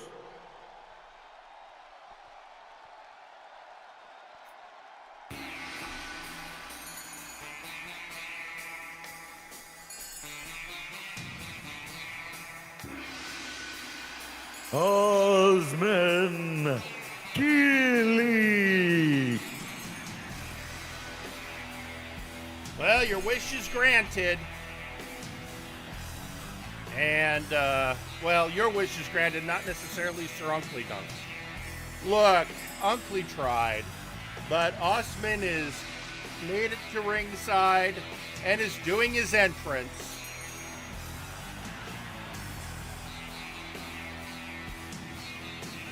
So we can get on with this match.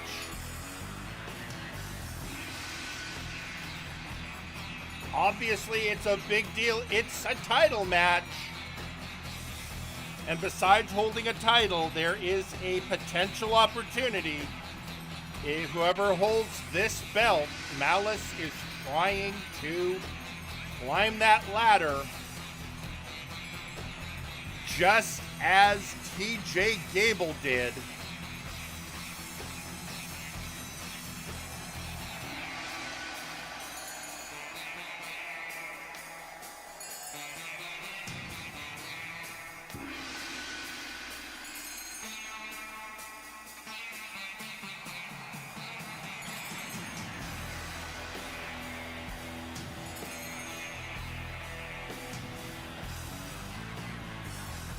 And, you know, of course, how can you deny that facial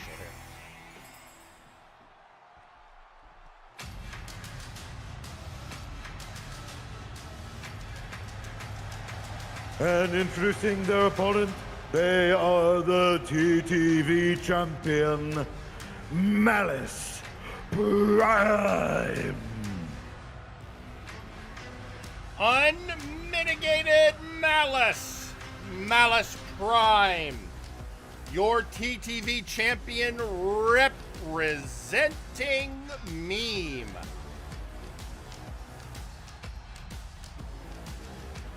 And this will be his second defense. If he walks out with the belt, he is one step closer to the gift of chaos, which will earn him the right to challenge for the Multiversal Heavyweight Championship. Thus far, only 2 TTV champions have reached that level. Khan and TJ Gable, with only Gable actually winning the belt. But proving it is completely possible. And thus, everyone wants the great red strap. It is simultaneously the lowest belt in the pecking order, and yet one of the most sought after.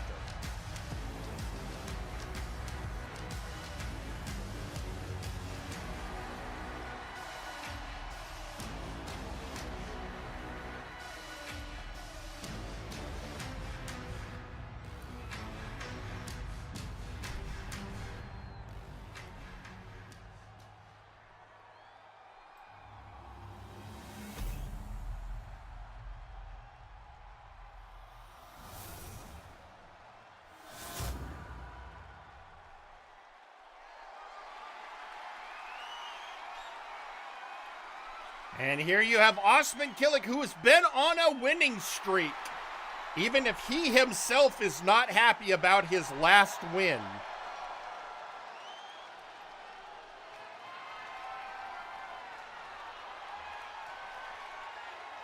And Malice Prime, focused on one thing, finally getting the pure Multiversal Heavyweight Championship shot that he has desired for so long. He's had title shots and they've all been tainted.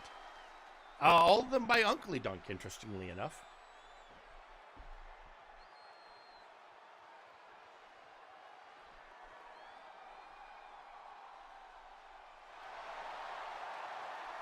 And with that, the ceremony of the belt is complete.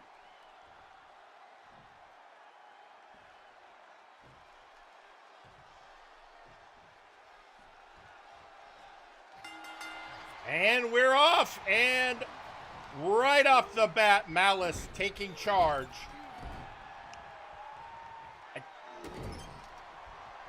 With as many wins as Killick has had recently, clearly Malice is not planning on underestimating his opponent.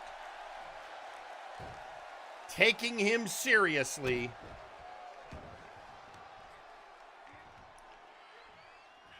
Leg DDT.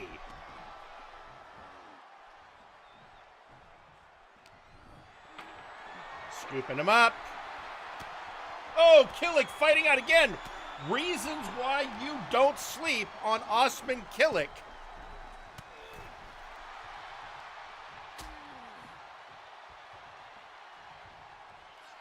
And, oh, slamming him on the ring apron. The hardest part of the ring.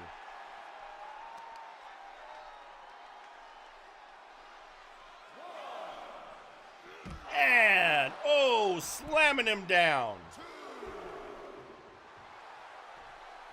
Killick posing for the crowd. Not often given to taunts is Osman Killick, but I guess he felt he had a moment. But I think he's about to understand the taunt to body leading to a snake eyes.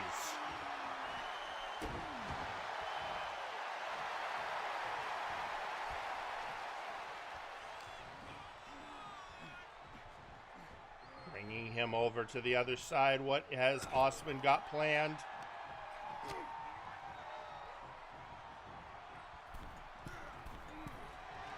Working the leg servos over.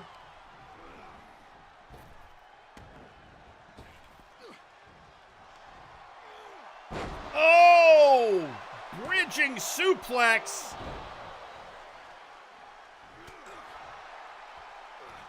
The Jin versus the vehicular incident.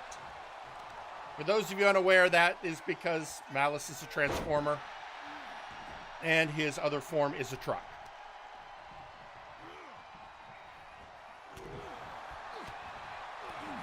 Raining blows.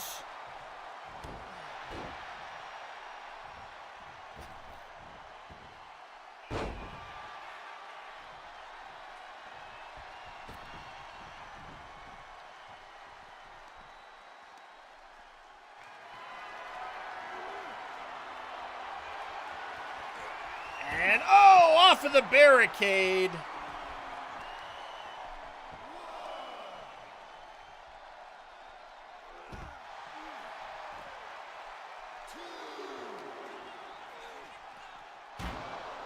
Oh, off the steps now.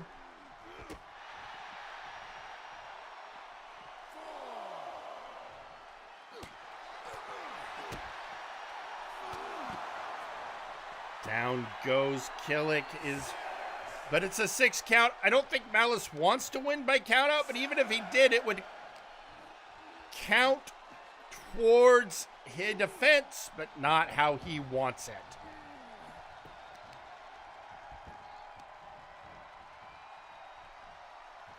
Leg DDT.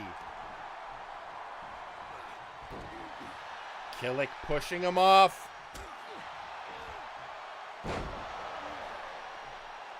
Slam to the mat.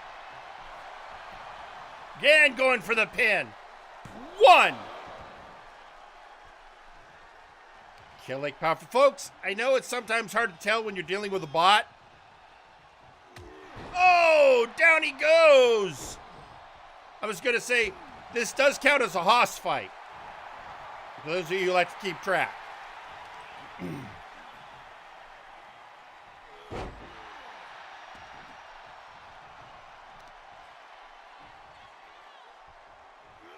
And again!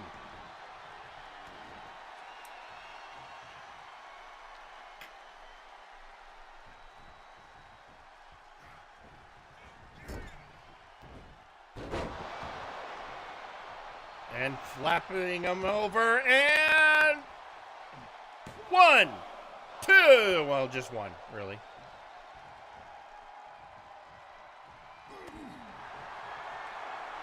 Oh, now they are trading blows.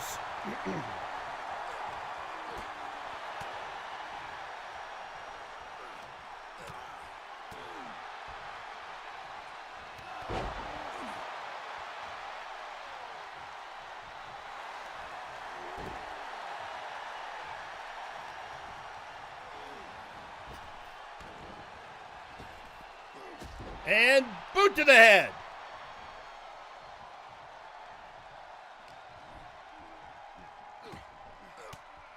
Malice fighting his way out.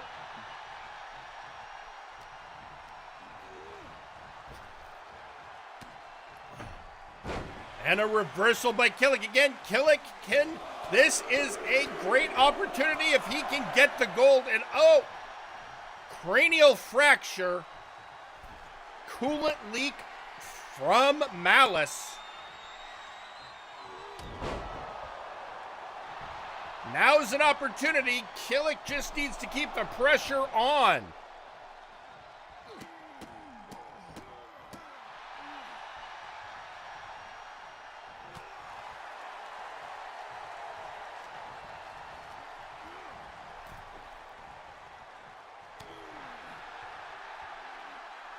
And he's back in the ring, and what is coming? Oh! Killick bringing on the pressure, can feel the TTV championship in his grasp.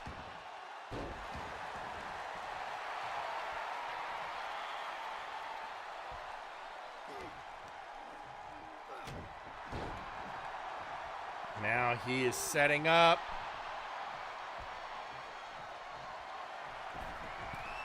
Going up, is he going to be able to hit it?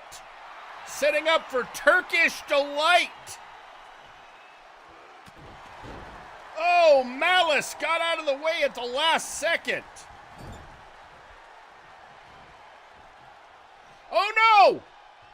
No, no, no, no! Malicious intent!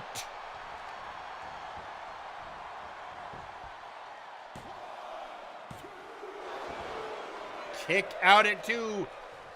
Osman Killick survives malicious intent.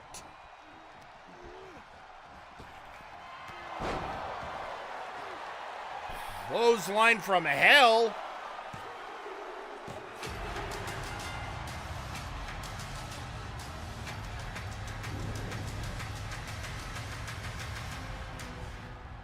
And your winner and still TTV champion, Malice Prime.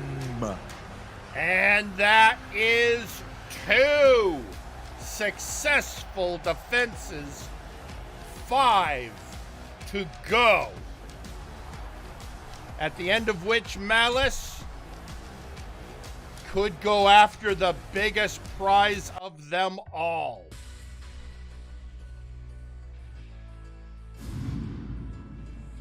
Great showing by Osman Killick. He came close a couple of times, but it is still a daunting prospect to take on the vehicular incident. Well, that was your penultimate match. We have one match to go, but we got one last bit of business we've got to do before we can get to that match. A request was made, and considering all that's been happening, I'm granting it. It would have been earlier, but, Theron stormed the ring, and we all saw how that went. Anyway, so let's head to ringside right now so we can hear from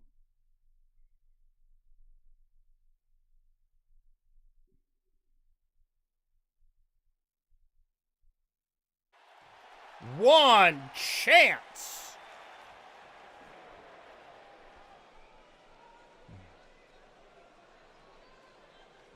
Okay. Wonderball.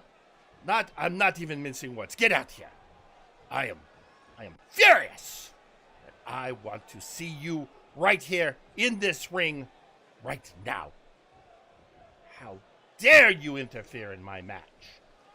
And yes, oh yes, you attacked me. You got me a win that I did not deserve.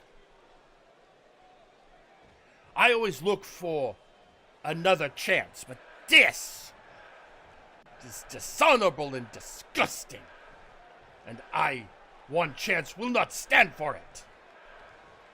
So you get your blonde surfer boy ass into my ring.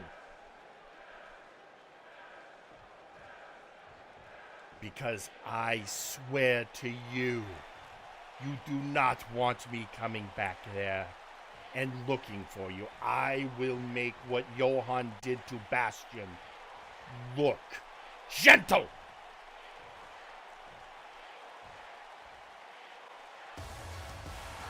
Well, anyway, here's Wonderball.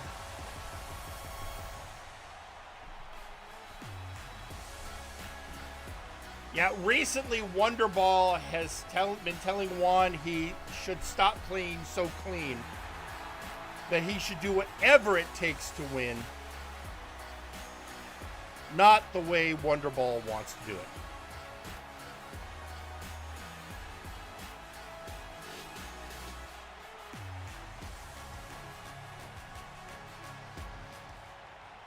All right, well, let's see how this goes.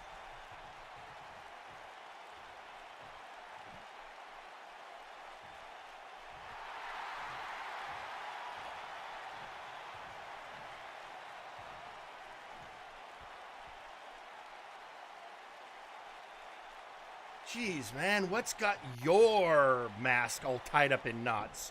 I think you'd be happy me coming out and making sure you got a victory. You know, you should be grateful for me helping you out. You know, you didn't want to have to lose to a nobody. Lose to the multiversal ant?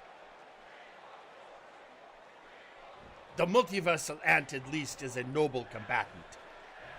And I am glad to see he picked up his win tonight, but you despicable little beach bum. How dare you get involved in my business?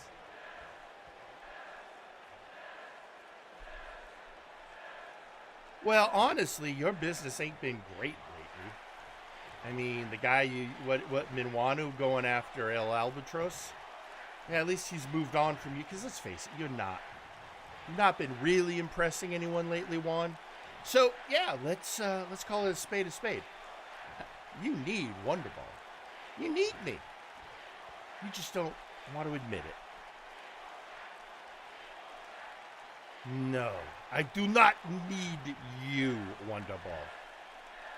And I have made a decision. I will challenge Malice for the TTV Championship. Because I believe I can win it and carry it to the top.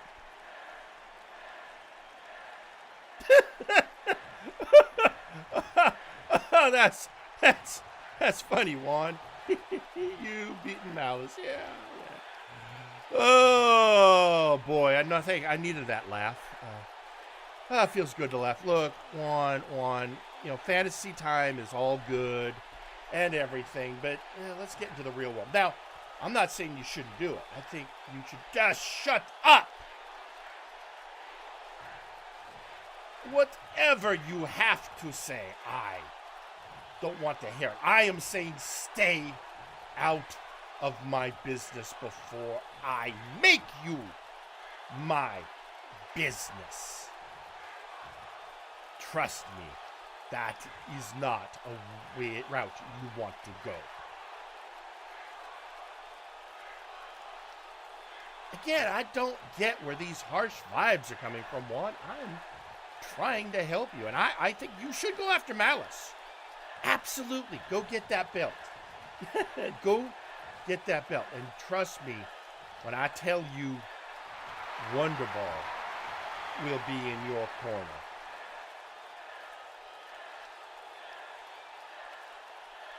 I don't want you anywhere near the ring when I face Malice. And if I see you, I will kick your peroxide ass. Are we clear, pendejo?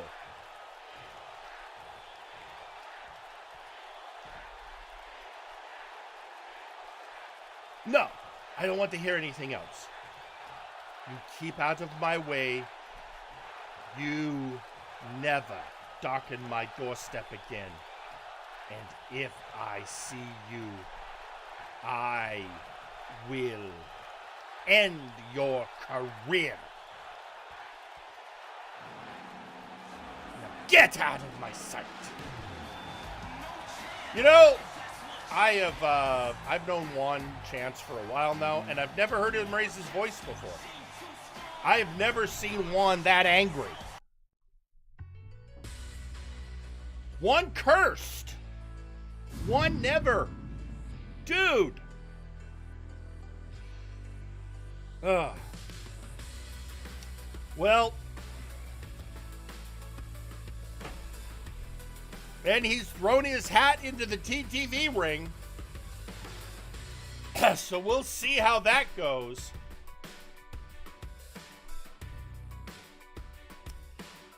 In the meantime,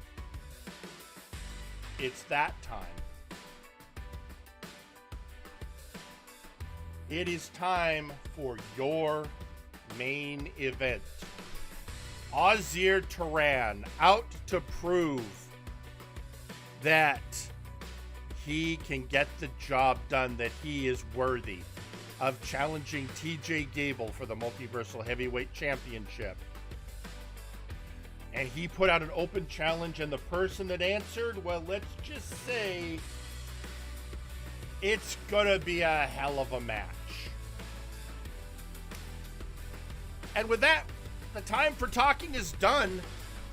It's time for us to head to ringside, so say it with me, everyone. Let's do this!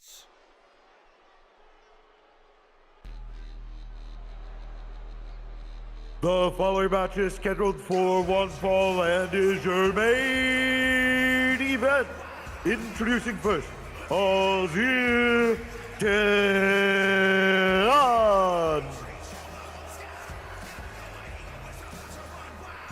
The VI Pharaoh, leader of VIP and the richest man in the multiverse, Ozzy Tarad.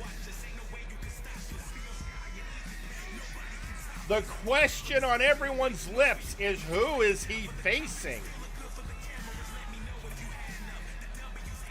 And I am seeing there was a social media post relevant that I missed.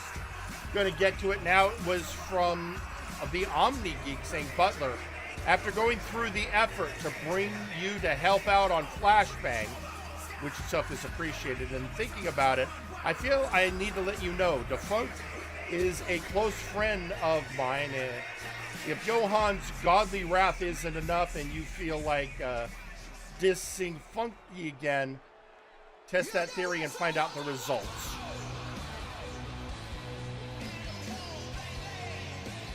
And introducing their opponent,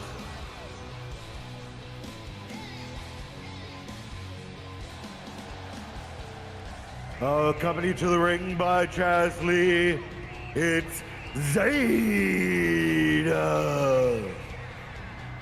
All right, I knew it was going to be Zeta because it is a rematch from Multivania.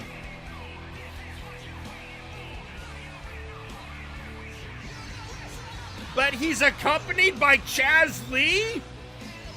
We saw Grizzly Adams earlier tonight. And Chaz is still hanging around with Zeta?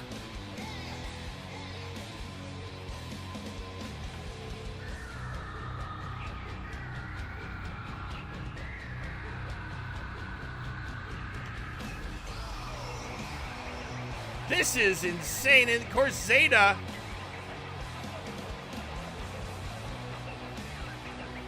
was MNW's first Grand Slam champion.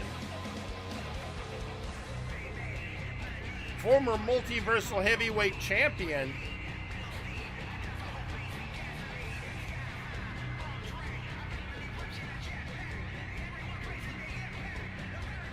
And a vicious feud in the past with Ozzy Tarad.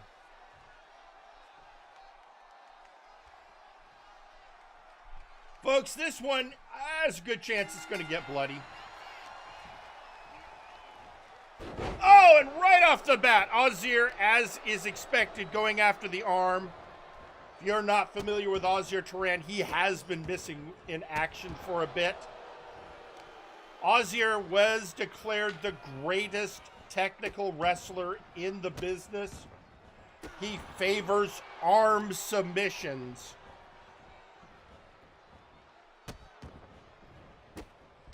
Again, I think there is a certain chicken of death that would love to match up with him to challenge that assumption.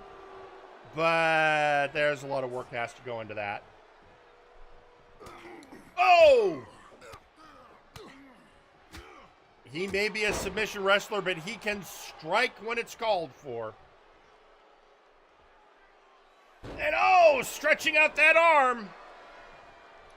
Ozzy Tarad leaning into that style where he will spend a long time in a match softening up the arms for the inevitable victory when he slaps on the Trial of Osiris.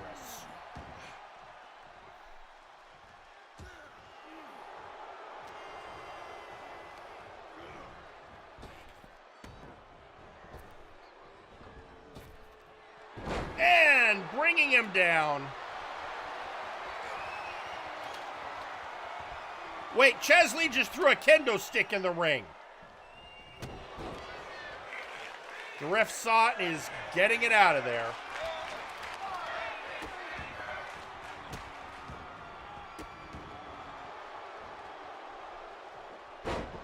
Zeta pushing Azir off.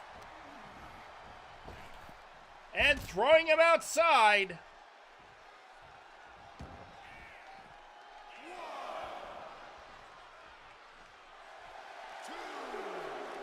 Zeta deciding to let Azir get back in the ring rather than take it outside. Oh, never mind! Crossbody!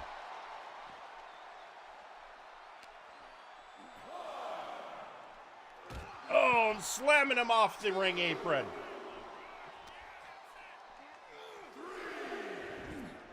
Drawing him over to that barricade.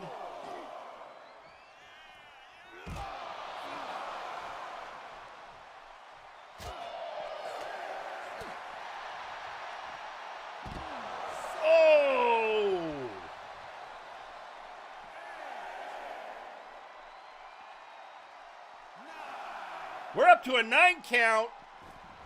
Both make it just under the count. I thought we were going to have a repeat of our opening match. Twisting neck breaker.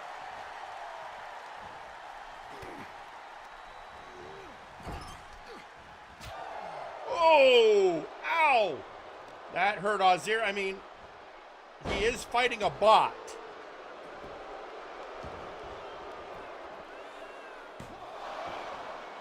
Kick out at one. Chaz Lee out there cheering on Zeta?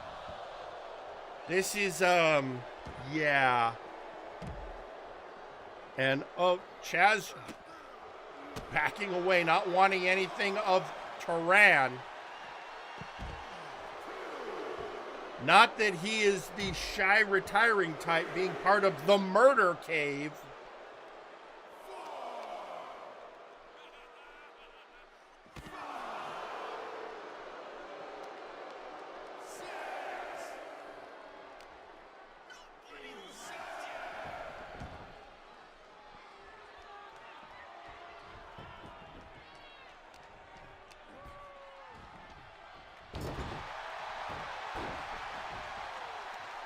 And Zeta going for, drop kick.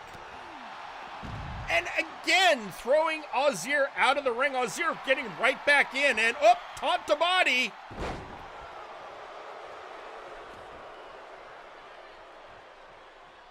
That is an unusual mistake for the ace of MNW.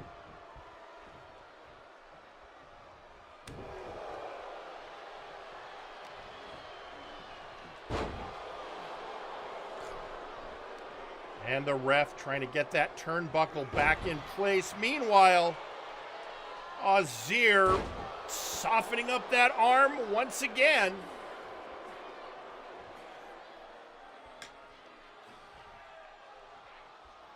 Asking the people, is this what you want? And basically saying, are you not entertained?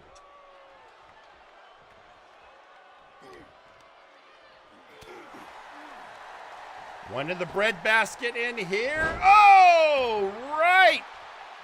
The future shot.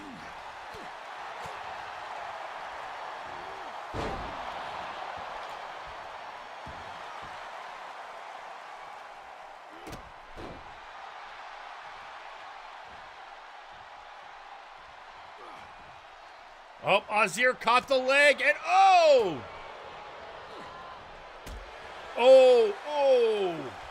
these two, again, no love lost between them. And the reset button. Hitting the reset button on Turan and now just backhanding him viciously. Wait, what was Chaz just doing?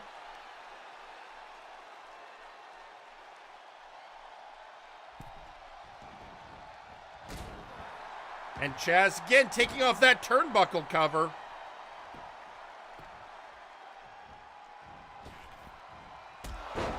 Oh! Working over Azir, not looking good.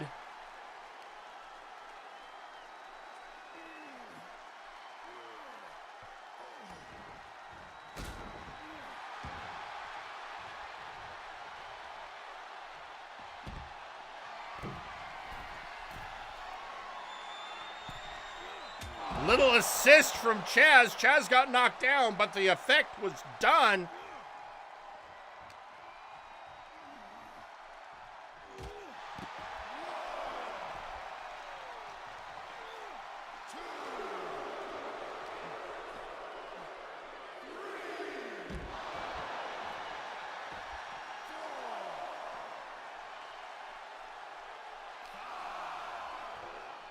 And back into the ring goes Azir. Oh! Gets out of the way at the last moment.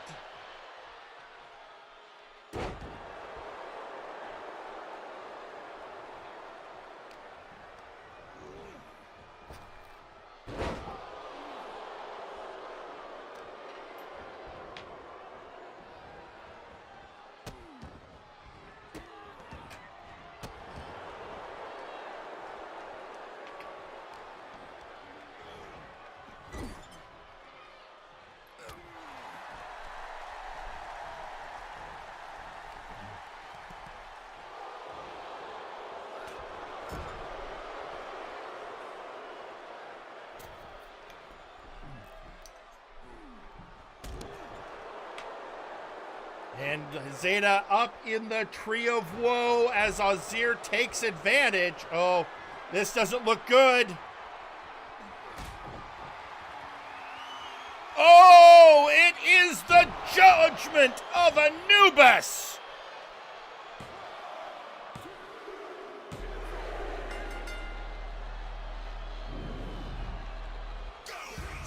And your winner, Azir Kevin.